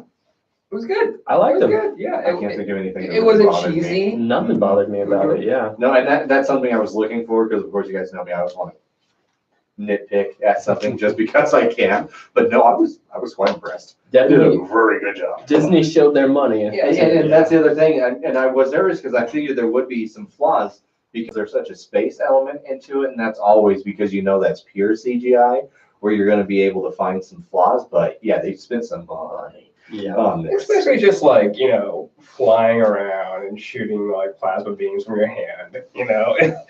It looked pretty good. Yeah. Mhm. Pretty good. They used a lot of practical effects too on the scrolls. when they're walking around. I mean, their face makeup and everything. The only spot that I really noticed that there was any kind of break in it for me was their hands. They're definitely wearing gloves, and you could tell that there was like a thickness to the rubbery. Oh, texture. really? Yeah. I'll pay more attention to that when I watch it again. Right before my favorite scene, one of the Skrulls is holding a glass, and you can tell that like there's like extra long fingernails and stuff. And you can tell that it's not natural in a way, but we'll get more into that. You know what got me? Come spoilers. Because I'm sorry to take away from the movie, but this whole conspiracy about like lizard people, how they shape shift. I'm like, when we were watching the movie, I was like, are they just lizard people? They do look like. Well, that's funny because Ben Mendo called them pigs. I thought he would like. Spice pigs. Yeah. Spliced pigs. That's Yeah. right. I thought he said lizard. Never No, mind. you're right. Splice or space? Spice pigs. Spice. Spicy pigs. I don't know. Their personality is spicy, and they're just sort of a pig kind of brutish mentality is what I think you got at. He's Australian. I don't know. Okay. Right.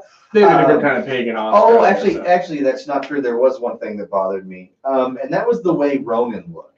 Oh yeah. The accuser, I thought it Yeah. didn't. It looked lazy to me, Agreed. and it just didn't fit. And obviously, he didn't have like the same power. He may not have become quite the radical he was in Guardians of the Galaxy, but it just didn't work like it did. It also seemed lazy, like they just like painted a layer of blue on his face, gave him a hoodie, and like, fine, good enough. Yeah, like he wasn't full tilt accuser Mhm. yet, which I guess, but even still, I Just I like see what the you're face saying. just looked weird to me. So He that did actually is my one gripe. He did look a little bit too young. Yeah, Ronan looked weird, and I don't know if it was just I think it was just the paint. the paint. It just Because looked in bad. the movie, in the Guardians, he had the black, whatever, Mhm. or whatever else at it. I feel like he earned or he went through shit. Yeah, Yeah. something. But yeah, that was the one thing visually. So I still had problems with the movie, but visually, that was the one thing where I was like, oh, I don't know about that. That's fair. I can appreciate that.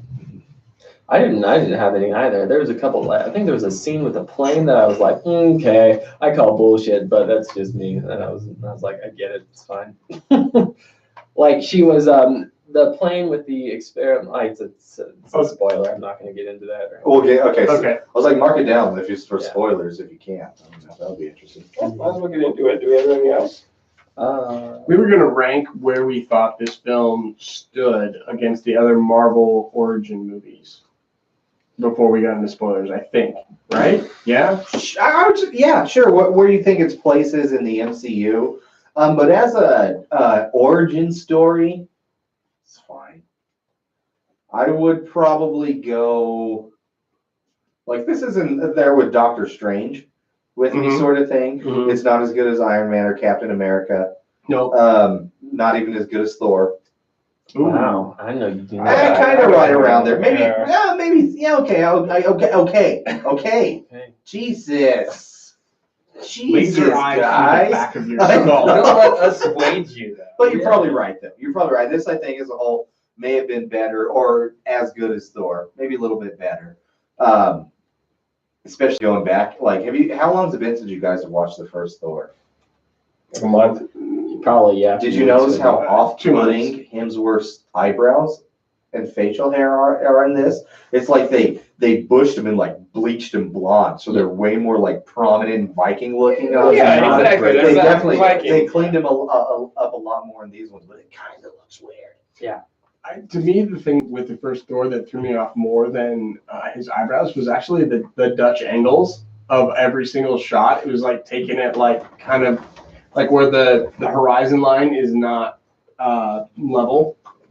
It's definitely off center, or like things are framed. Yeah. I you know, attribute that off- to yeah. Kenneth Branagh as like first directorial outing. I think and he really likes the drama because he's more of a Broadway dramatic actor. So there's that. But I think it was appropriate though because the movie had a very, very dramatic, good piece. I got another question real quick. So Jaimon Hansu, obviously we know he's Korath. The Pursuer. Have they ever actually called him Korath in the movies? I couldn't recall that. I was looking for it. I the whole time. legitimately don't think they have. Like, we all know he's Korath if you know and you look it up and shit. But this one, the Pursuit. Guardians, all of them, even Korath, Have they fucking said, like, yo, Korath, what's up? How you day? Your hair looks weird. What's going on? He's bald, so they probably wouldn't say that. But something to that effect. Just You don't have the implants in this movie. Right, exactly. So that's one thing. I legitimately don't know if they've ever actually verbally said his name in the MCU. I don't Get at me if you know, guys. If you're listening to this, Ashley, maybe somebody. Yeah, Ashley's on. Hey, Ashley. Yeah. There's like a handful. Yeah, it's odd. But you know, objectively speaking, he is very handsome. Who?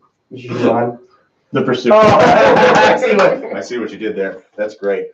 Thank you. That was a good scene.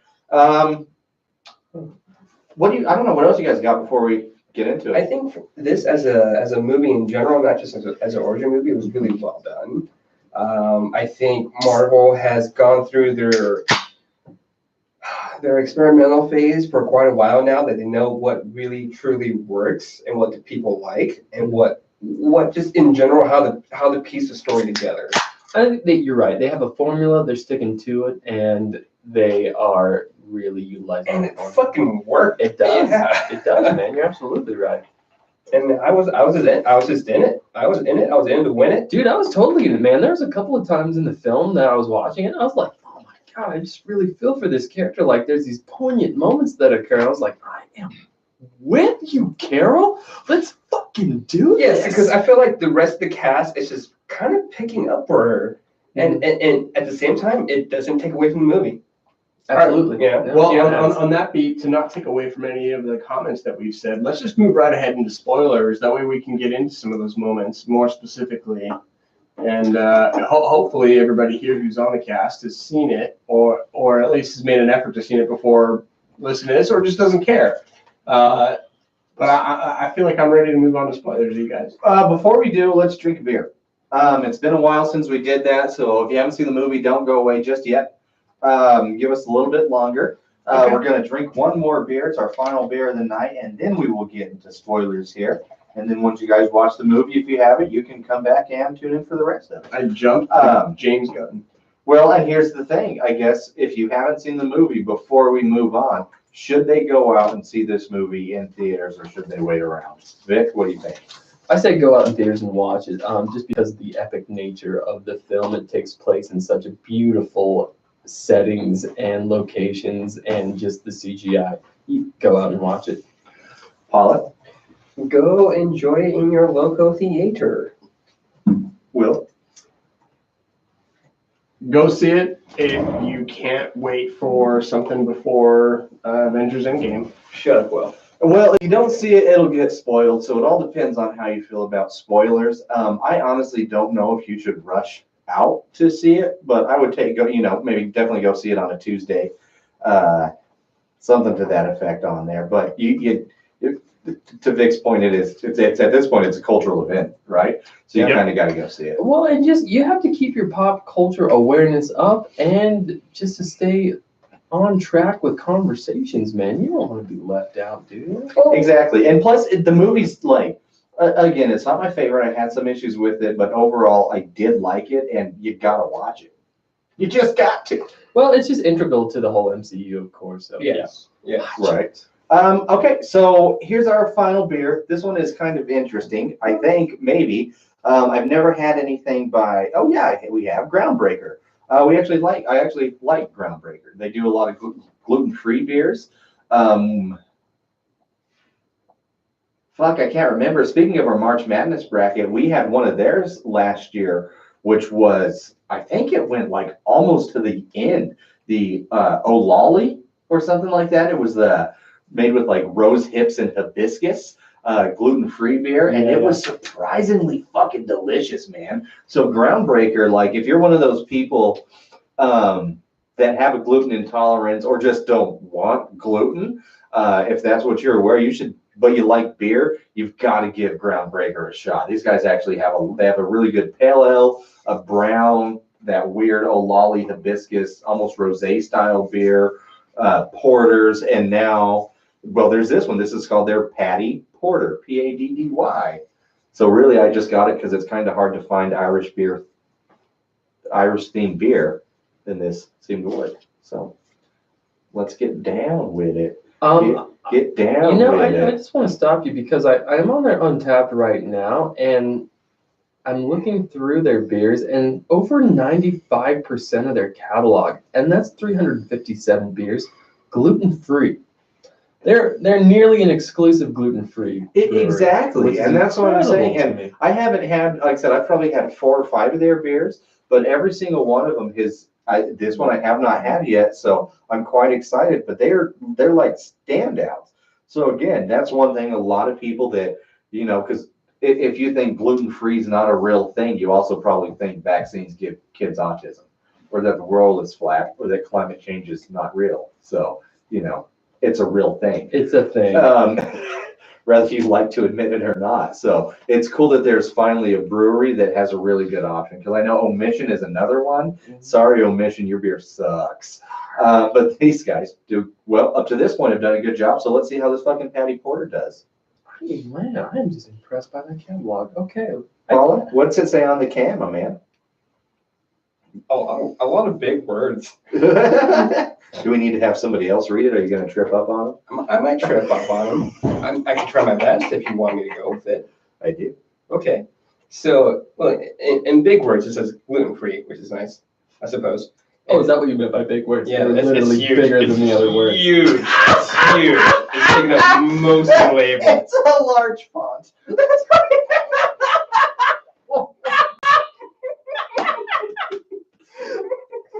There's so many big words. They put the font to 24 or higher. Okay. And it also says made with water. What beer is it made with water? Sorghum, brown rice, chestnuts, Belgium candy syrup, red split lentils, organic tapioca, malt dextrin, Eckert dark roasted malt, cow rose patty rice, cane sugar, cocoa nibs, hops, equal exchange of medium roast Peruvian coffee, and vanilla extract. And vanilla extract. Yeah. Okay. It's an experimental ale series. Oh, man. That's intense, man. And when you smell it, you get that yogurty tapioca smell right off the front of it. Get like that It smells probiotic. phenomenal. Probiotic. It's going to be so good and make you take a healthy poop. It's good for you. It's good for you. your bowels. It's gonna make me take some kind of about. Oh, Lord. So Untapped, well, we got a 3.59 out of only 164 ratings. But this was added about a year ago, a little over a year ago. Is that paragraph similar to what it said on the can? Similar. Yeah. Okay, Yeah. so we don't need to read it again. No. We don't need to be redundant. All right, well, let's drink it and see what we think. It smells so good. It does. It smells like a yogurt, dude. That's Like what a I'm saying, delicious man. breakfast yogurt. Right? That's going to help you have a healthy morning poop. Exactly. That's the point. That's how you gotta start your day, man. This is a breakfast beer. I would say. If you At drink- 5.6%, it's a nice light one. Yeah.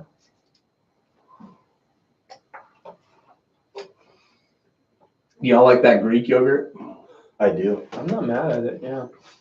Yeah. I'm a Yoplait man myself. Yeah, there's got a bit of a Greek yogurt vibe to it for sure. Yoplate's too sugary for me. Oh, it's perfect. All right. I like my cereal and my breakfast to be overloaded with sugar and syrups. I can appreciate that. I like parfaits, personally.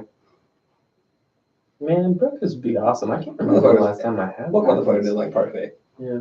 I feel like Boy, the I feel like the yeah. breakfast of the person that this is targeted at, with it being gluten free, is 100% on point. Dude. Yep. Yes. Yeah. Like so hard, bro. Absolutely. Because I taste that weird yogurt yeast strain in there that just tastes. So that's the thing. You're right. If No. you don't like Greek yogurt, you probably won't like this beer. Uh-huh. Not that it tastes like Greek yogurt, but that makes sense to me. But I do like Greek yogurt, and I really like this beer. I like it too.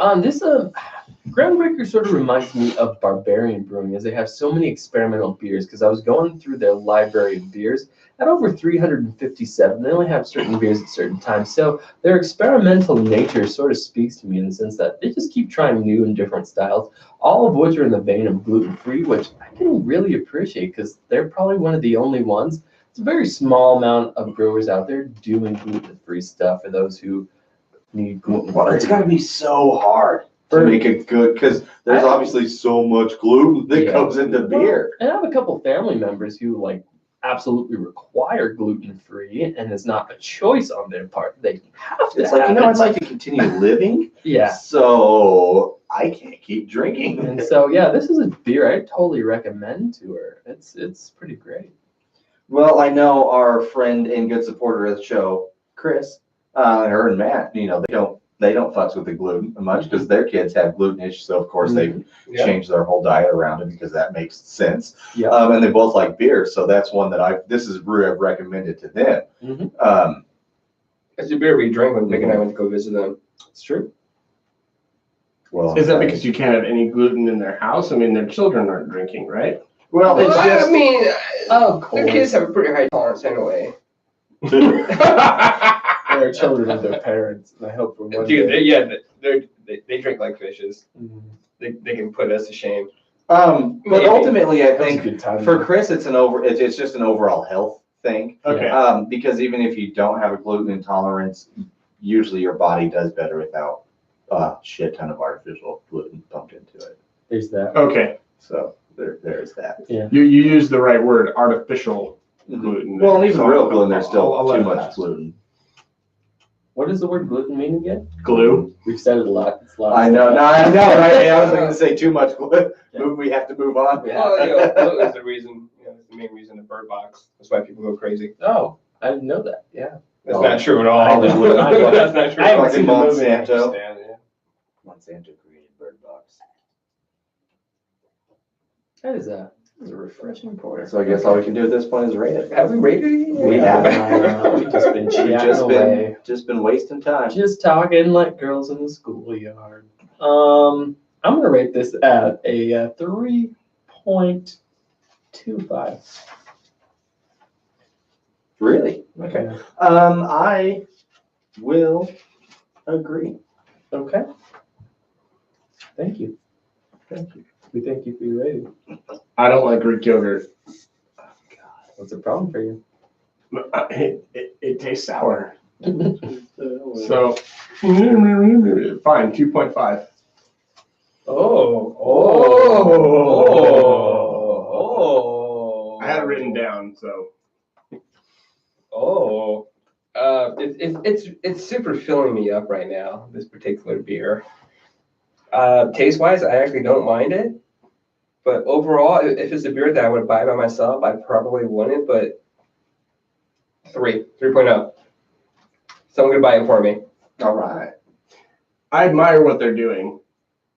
I do. But for me, that's where I stand. That's So, cool. Cool beans. moving on into spoiler territory, not like this Greek yogurt, which always tastes spoiled to me. That's all right. So from here on out, if you are listening to this, if you are watching live, or if you're delayed, you're just catching up, we are going to officially get into our full-on motherfucking spoiler review of Captain Marvel here. So if you don't want it to be spoiled, we'll see you later. Have a good night. So, something just, what do you guys think? Captain fucking Marvel, number 21 at this point, isn't it? In the MCU, I think so. I think we're at 21 movies at this point. God, I think you're right. Hell of an opening weekend, man. Hell of an opening. So I think domestically we're at 153 million and globally 455 million. God damn. So already half a bill first weekend, pretty much. That's crazy. That's huge. And recently it was, and I don't know if this has a bearing on it, but I think it wasn't like International Women's Day somewhere. Friday, yes. Yeah, we did. okay. Yes, 100% So yes. I think they were very intentional about their opening on this Yeah, one, and I can really appreciate that. That's more. Yeah, no, that's all my thought was about that.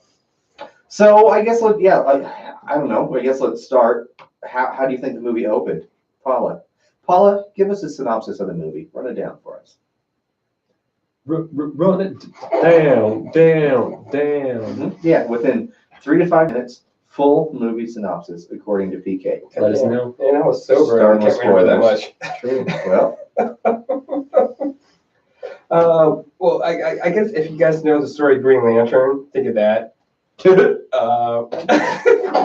pretty true. Pretty true.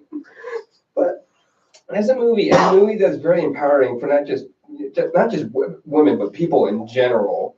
I think it's, goddamn, dude. How do I start this off? Because I honestly cannot remember how it started. It starts off at the beginning with a dream sequence, actually, from Brie Larson, or Captain Marvel, and she's dreaming about a crash of some sort, and I believe the net bending is it, and then a Skrull points a gun, and then she wakes up. And she's on the Kree homeworld of Hala. Correct pronunciation or not, whatever. And then she goes and knocks on the door of Jude Law, aka and Eon says, Log. "Hey, want to fight?" And then they go and fight, and he's trying to convince her to control her emotions. I'm training you. Oh yeah, you got the vibe that they fucked at one point. Oh, totally. For sure. Yeah. For sure. He came on her chest. Goddamn. Wasn't gonna go there, but okay. Sure. It seemed that close of relationships though, like it happened. Like that's what I thought. Didn't want. Probably should. Yeah, fuck it. Continue with your synopsis, sir. Me? Oh, Colin, sorry. Okay, good. I was It's a hoping. PK synopsis. Yeah, not you. PK, go ahead. It's not about you, Will. Yeah, I was vibing off what Will was saying. Like I was He good did help sidekick us too. out, though. That's true.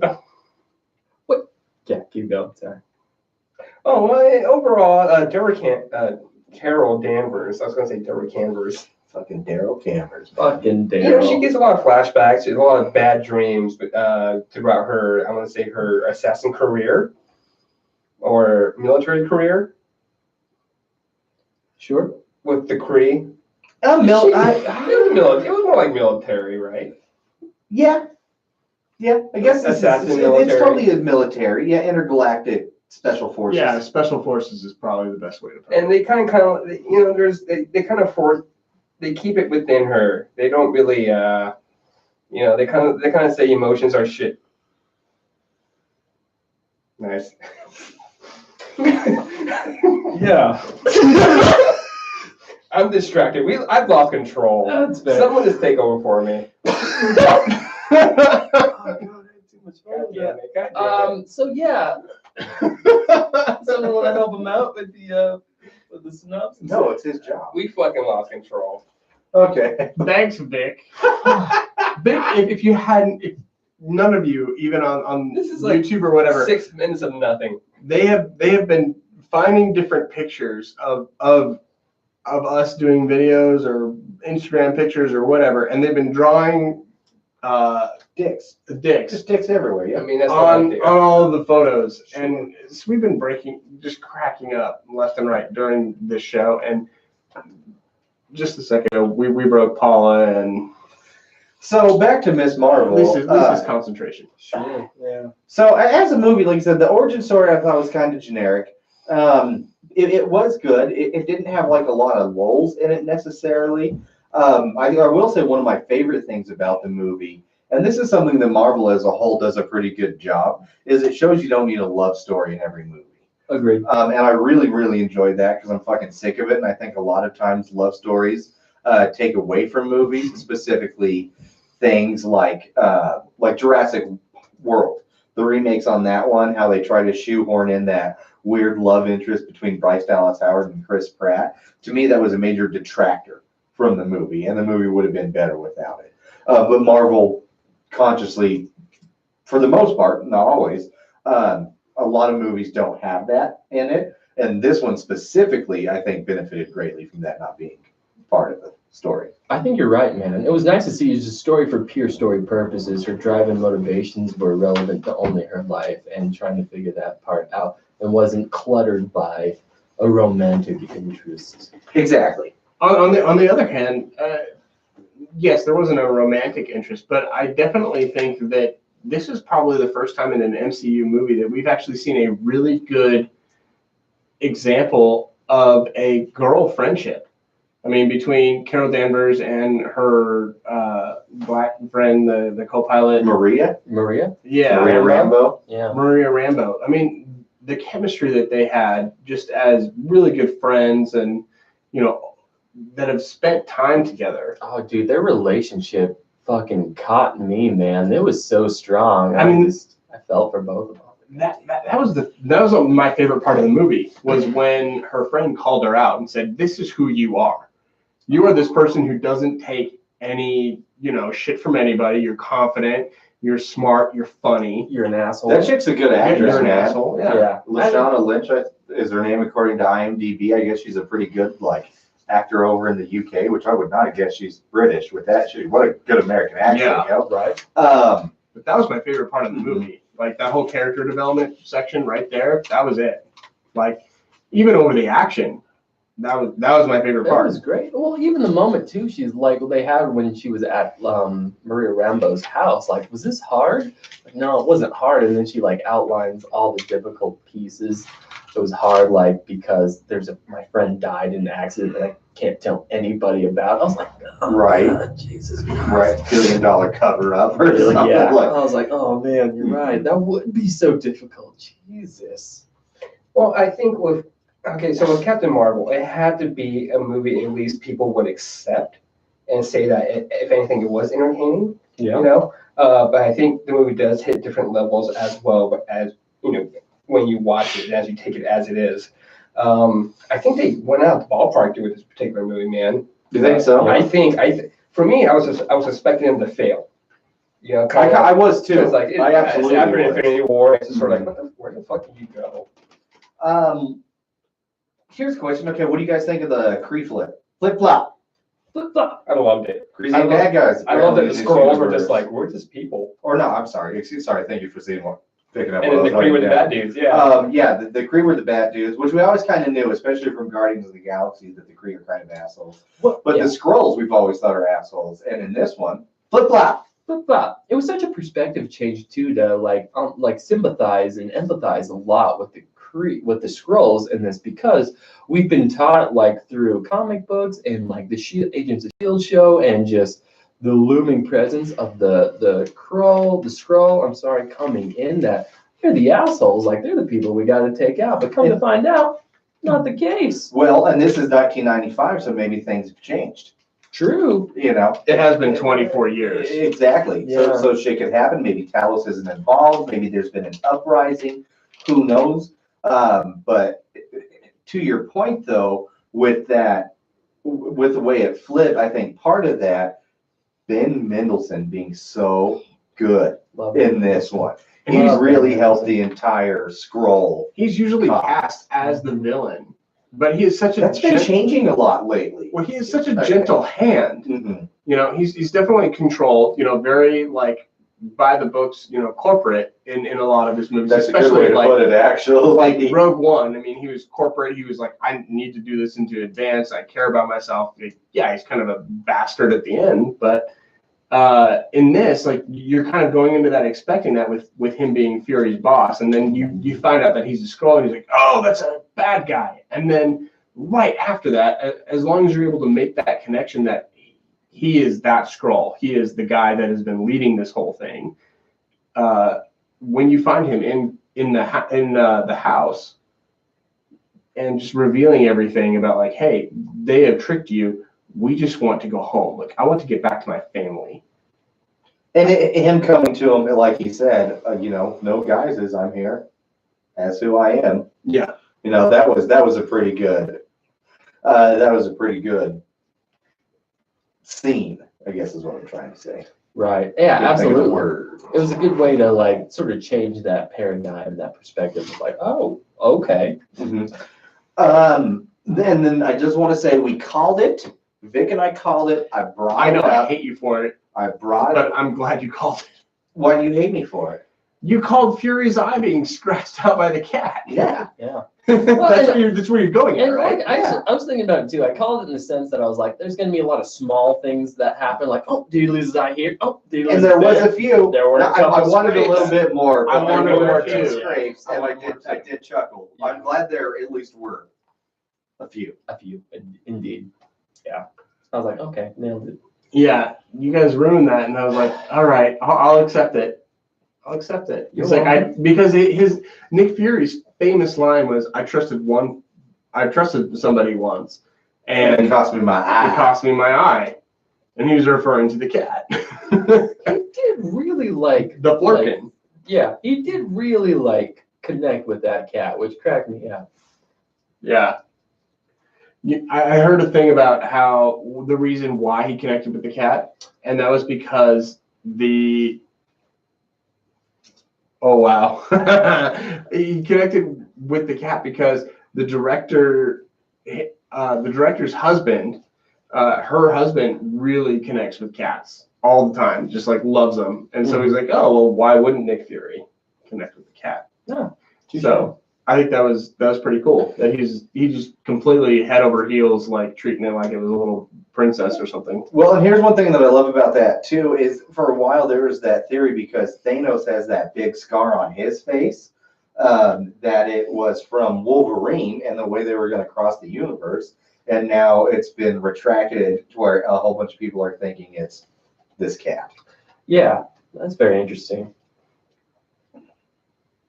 I want to know more about the Flurkins. That's what Well, I right? want to know. Dude, I don't know anything about a Flurkin. So I'm looking for it because obviously the cat's name was Goose. I think it was like 4 different cats because there's a Reggie, a Gonzo, an Archie, and a Rizzo, all under Goose. Excuse me, on IMDb. Jerry's allergic to cats, that's why he sneezed. So they had I like actually 4 am. different cats in the film set. Is Yeah. that what you're saying? Okay. Yeah. All right. Yeah. All for Goose. All for Goose. What a silly name for a cat. As a Top Gun reference. Yeah, but yeah, I get it. What do you guys think about the power set of Captain Marvel? Like, does it fit within the rest of the Avengers? Like, do you guys have a problem with her being that powerful? Well, No, Captain that's how it is in the comic Marvel, books. she's a pretty powerful character for sure. Do you guys know anything? So in this one, obviously, you got her power from blowing up that, Fusion engine. fusion, the time, what was it? Light speed fusion engine. The light speed Okay. engine. Yeah. I don't know. Really, I can't tell you I know much about her comic book origins. I couldn't Do you guys either. know the verses? I'm not super familiar with the source material either, but based on how the movie worked, she received her powers essentially from the Tesseract because her mentor Larson, Yeah, she used the Tesseract to create the Lightspeed engine. So that by was the engine. The Tesseract was the core. By the Right, transitive yeah. property, she has basically the power of Infinity Infinity Stone. Stone, yeah. What stone was that? the space. Space Stone? The Space Stone. Stone. Similar to Which makes sense because she pretty Wanda. much has the power cosmic. The power, I was about to say, power cosmic. Silver Yeah. Surfer power, yeah. Right. Similar to how Wanda, got her powers. Oh, from the reality Yeah, stone? the Scarlet Witch. Mhm. No, she didn't get her from the Oh, reality. sorry, it's the Mind Stone. I'm sorry. Yes.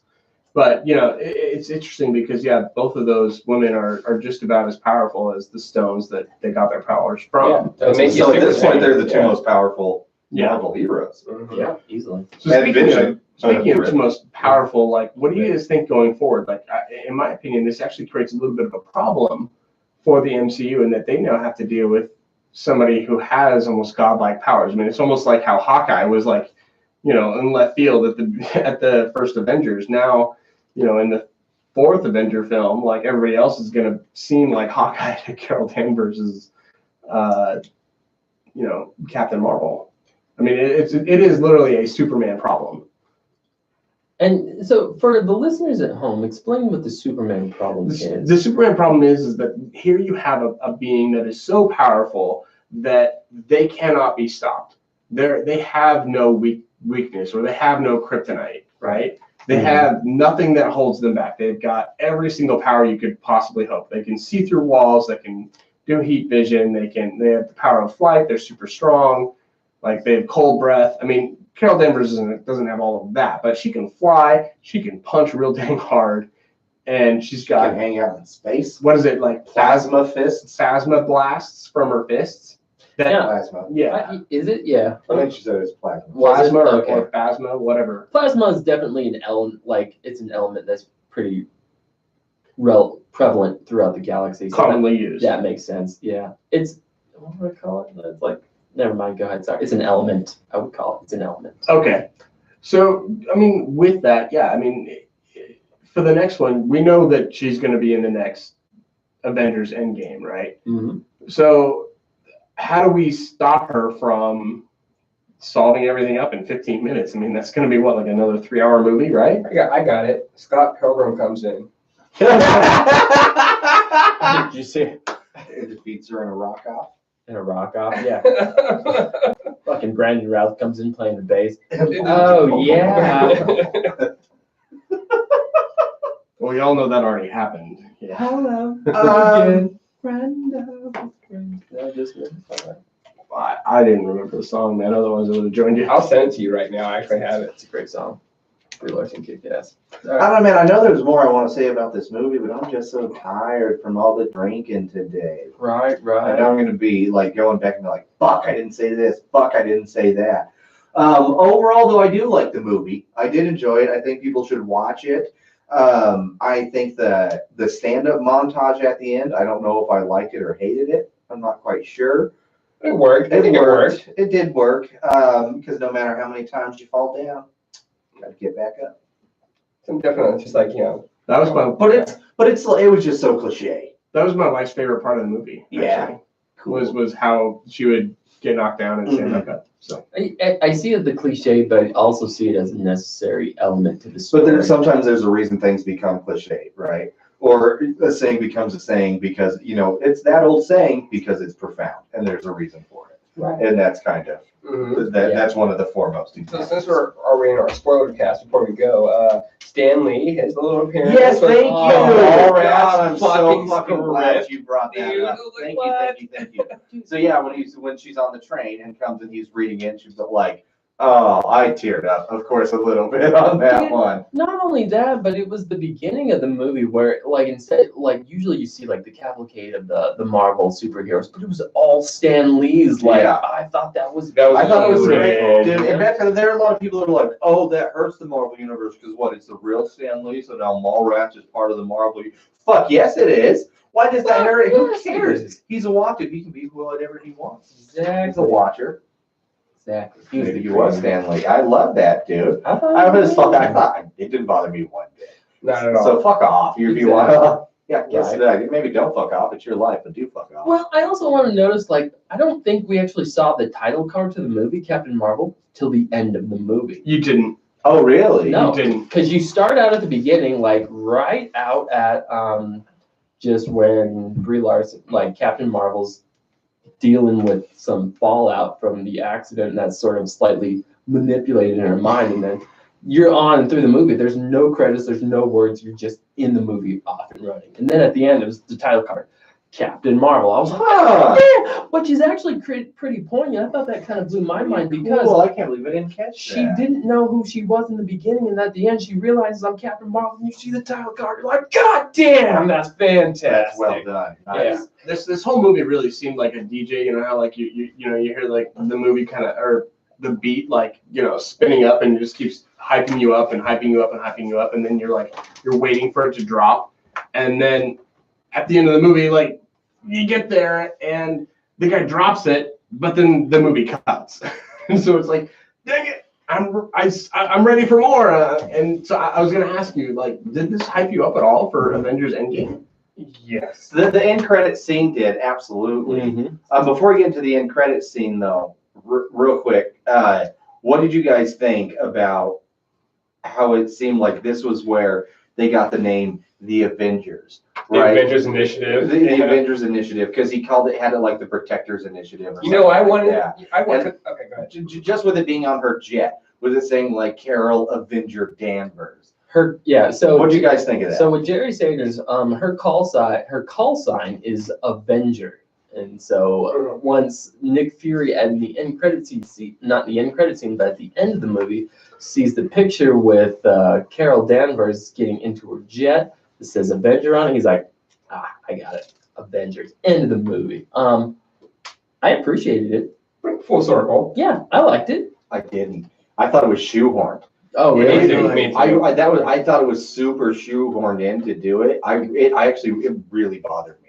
It kind of put a sour little taste at the end of my mouth because if they would have done anything whatsoever to refer to her as an Avenger in some way, or that she was avenging something, it wasn't. It was just so forced to me. I really didn't like it. Well, it rewrites all of the MCU history in a way, because it's like, oh, Captain America, the first Avenger. I mean, that was the subtitle of his origin movie.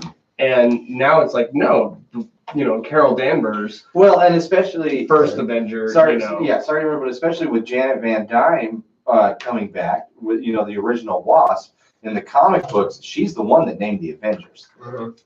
Okay. And not that I have a problem with them changing that, because they've changed a lot and that's fine. But it came from nowhere to me, and that's what it was. And I think, and I'm seeing it from your perspective. I'm like, I can see what you're saying. Marvel does such a good job of not having things come from nowhere. Right. I thought it would have been great if instead of Avenger, it said Highball. Just for Hal Jordan, Green Lantern. Yeah. So I look at this from two perspectives. It does bother me because of what Jerry said. Yes, it does feel a little bit shoehorned in, but at the same time, I kind of love it because they have to create this character that is so powerful and has to fit into the MCU in such a way that they're accepted as one of the Avengers and one of the crew immediately, as kind of dropped in right at the very last minute possible for the fourth movie. That's a very hard thing to swallow. I just wish somewhere in a file and something they referred this lost Avenger pilot or something weird, like the one thing that wasn't redacted maybe wasn't. So I don't know. I agree with you. I wish that they would have laid the seeds out earlier for this exact reveal than what they did. Mm-hmm. That they would have done that in one of the other movies and just had it been kind of floating out there and ready for them to pick up on this movie. I wish they would have done that. All right. So now, after that, unless you guys have anything else to say about the main movie, if you do, please do. If not, let's get into the end credit scenes. Mid credit scene number 1. What did we see? This scene picks up with Captain America and Scarlett Johansson as Black Widow, and I believe the Hulk. Mm-hmm. Yep, Mark Ruffalo is the Hulk. He's in there, and we're getting a number count of the dead in the world across all the countries, along with pictures of Spider-Man and Scott Lang. Sure, a whole bunch of people just missing, and then it kind of switches over and pans to this pager. It seems like the Avengers have found Nick Fury's pager that they used to contact Captain Marvel, and they notice that the signal has gone out, but obviously they have no fucking idea what this pager is. Yeah, they don't even. They just know it was important enough for this is who Nick Fury calls. Right. So he needs exactly. Help. Yeah. And then the signal goes dead. Mm-hmm. And it's important to know that they were utilizing a different power source to keep it active, and then somehow the signal went dormant, and they don't know why. Yeah, they mentioned that they bypassed the battery. Mm-hmm. Well, yeah, I don't know what kind of battery that was. Some kind of Kyocera, Nokia. Like, right. Amazing! This thing's incredible. It runs off of double A's. I think they ran off single double A. Yeah. Back in the day. I mean, I was a drug dealer. I didn't have a pager, so. But obviously, and then they turn around and bam, Captain Marvel. Captain Marvel asks, "Where's Nick Fury?" Where's Nick Fury? Not Nick Fury, but where's Fury? Oh, that's right. Plus, nobody calls him. Nobody calls him. Here's the other thing: she snuck up on both Captain America and Black Widow, and just was Also there. True. Yeah. My thing is, it's sort of like Captain Marvel's doing her thing, however long it's been. Thanos has been around for quite a while, just fucking destroying half planet. Well, he's a Titan. He's probably Yeah. thousands of years old. I mean, right? it's just sort of like Yeah. she doesn't know about this fucker, and she's kind of, I don't know how she doesn't know that half the fucking universe is fucking. Well, that's the thing that I'm really curious too is if Thanos is that popular and he's really causing where. I guess we'll find out. What's Yeah. she doing? Listening to her fucking Walkman, All right. CD player. Listening to Nine Inch Nails being all angsty. Well, her hair was different, but she didn't look older. So obviously, the fusion drive has affected her in a way that she doesn't age the same way. She also has Yeah. Creed blood. She also is part. Yeah, Ag- exactly. agreed. The Creed blood helps too because they age apparently a lot slower. And then we had The end credit scene. So at the end of the movie, we had Goose the cat who was hocking up a hairball on Nick Fury's desk. The And you're like, flirting. the flirkin, and we're like, what's going on? And you're like, oh shit. And then all of a sudden, just fucking vomits the Tesseract on Nick Fury's desk. And then there you have it. That's where the You Tesseract kind of is. saw it happening, but it was still funny. Yeah, it was still intense. which I find interesting that when Captain America and Red Skull fought for the Tesseract on their airplane and It it melted. melted through the airplane. That's my question. But Nick Fury's desk can handle the power of the Tesseract, as can a lunch tin from 1980. what was it, Starsky and Hutch? It was the Fonz. Fonz, thank Yeah. you. Well, So yeah. that I and- thought was interesting. Well, and I'm just curious, like, where in the fuck? Like, here's the timeline. Stark initially fished the Tesseract. Stark. Exact same Yeah, question. this When this did that confused- happen? This This made confused way me more. as well. Okay, good. I'm so glad that wasn't just me. I was so much more confused Yeah, around the timeline of the Tesseract. I don't after this. understand how it got there either. Yeah, Okay. As I far was as, trying to figure it out. as far as I've been able to understand, because I have looked into it since, the Tesseract was on loan to Marvel, or Annette Bening's character, and she was allowed to experiment on it, at which point somehow, From whom? well, S.H.I.E.L.D. had it, right? Howard Stark gave it to S.H.I.E.L.D., which was working with the secret Air Force. Yeah, I mean, Agency. we're speculating at this point. I've got to look something We up. are- to see we are if speculating, I can but- figure that out. 'Cause I- But even then, she still somehow smuggles it off of the planet to her ship. Right. That is in orbit. Let's do it. But yeah, let us know your thoughts on Captain Marvel. Did you like it? Did you not like it? I love the Mohawk. Oh yeah, it was dope. Super fun. Yeah. And whatever else thoughts you want to share, guys.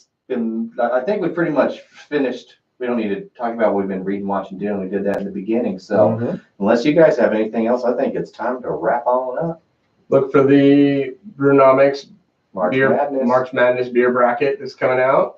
Follow along at home. That'll be a lot of fun. We're going to be posting out blank beer brackets for you to fill out and just kind of Make follow sure along you're with following us. us on all things social media. Subscribe to our YouTube channel. That way you can see those videos when they come out. Rate and review our podcast. We genuinely appreciate it. Till next time, I'm Jerry. I'm Paula. I'm Vic. I'm Will. Cheers. Cheers, everybody. Why can't it be so bad? Whew. That was a long one. Okay. Nice. Well, and that was partly why I didn't want to do the individual spoiler cast and the main podcast, because that'd have been like 3+ hours of podcasting.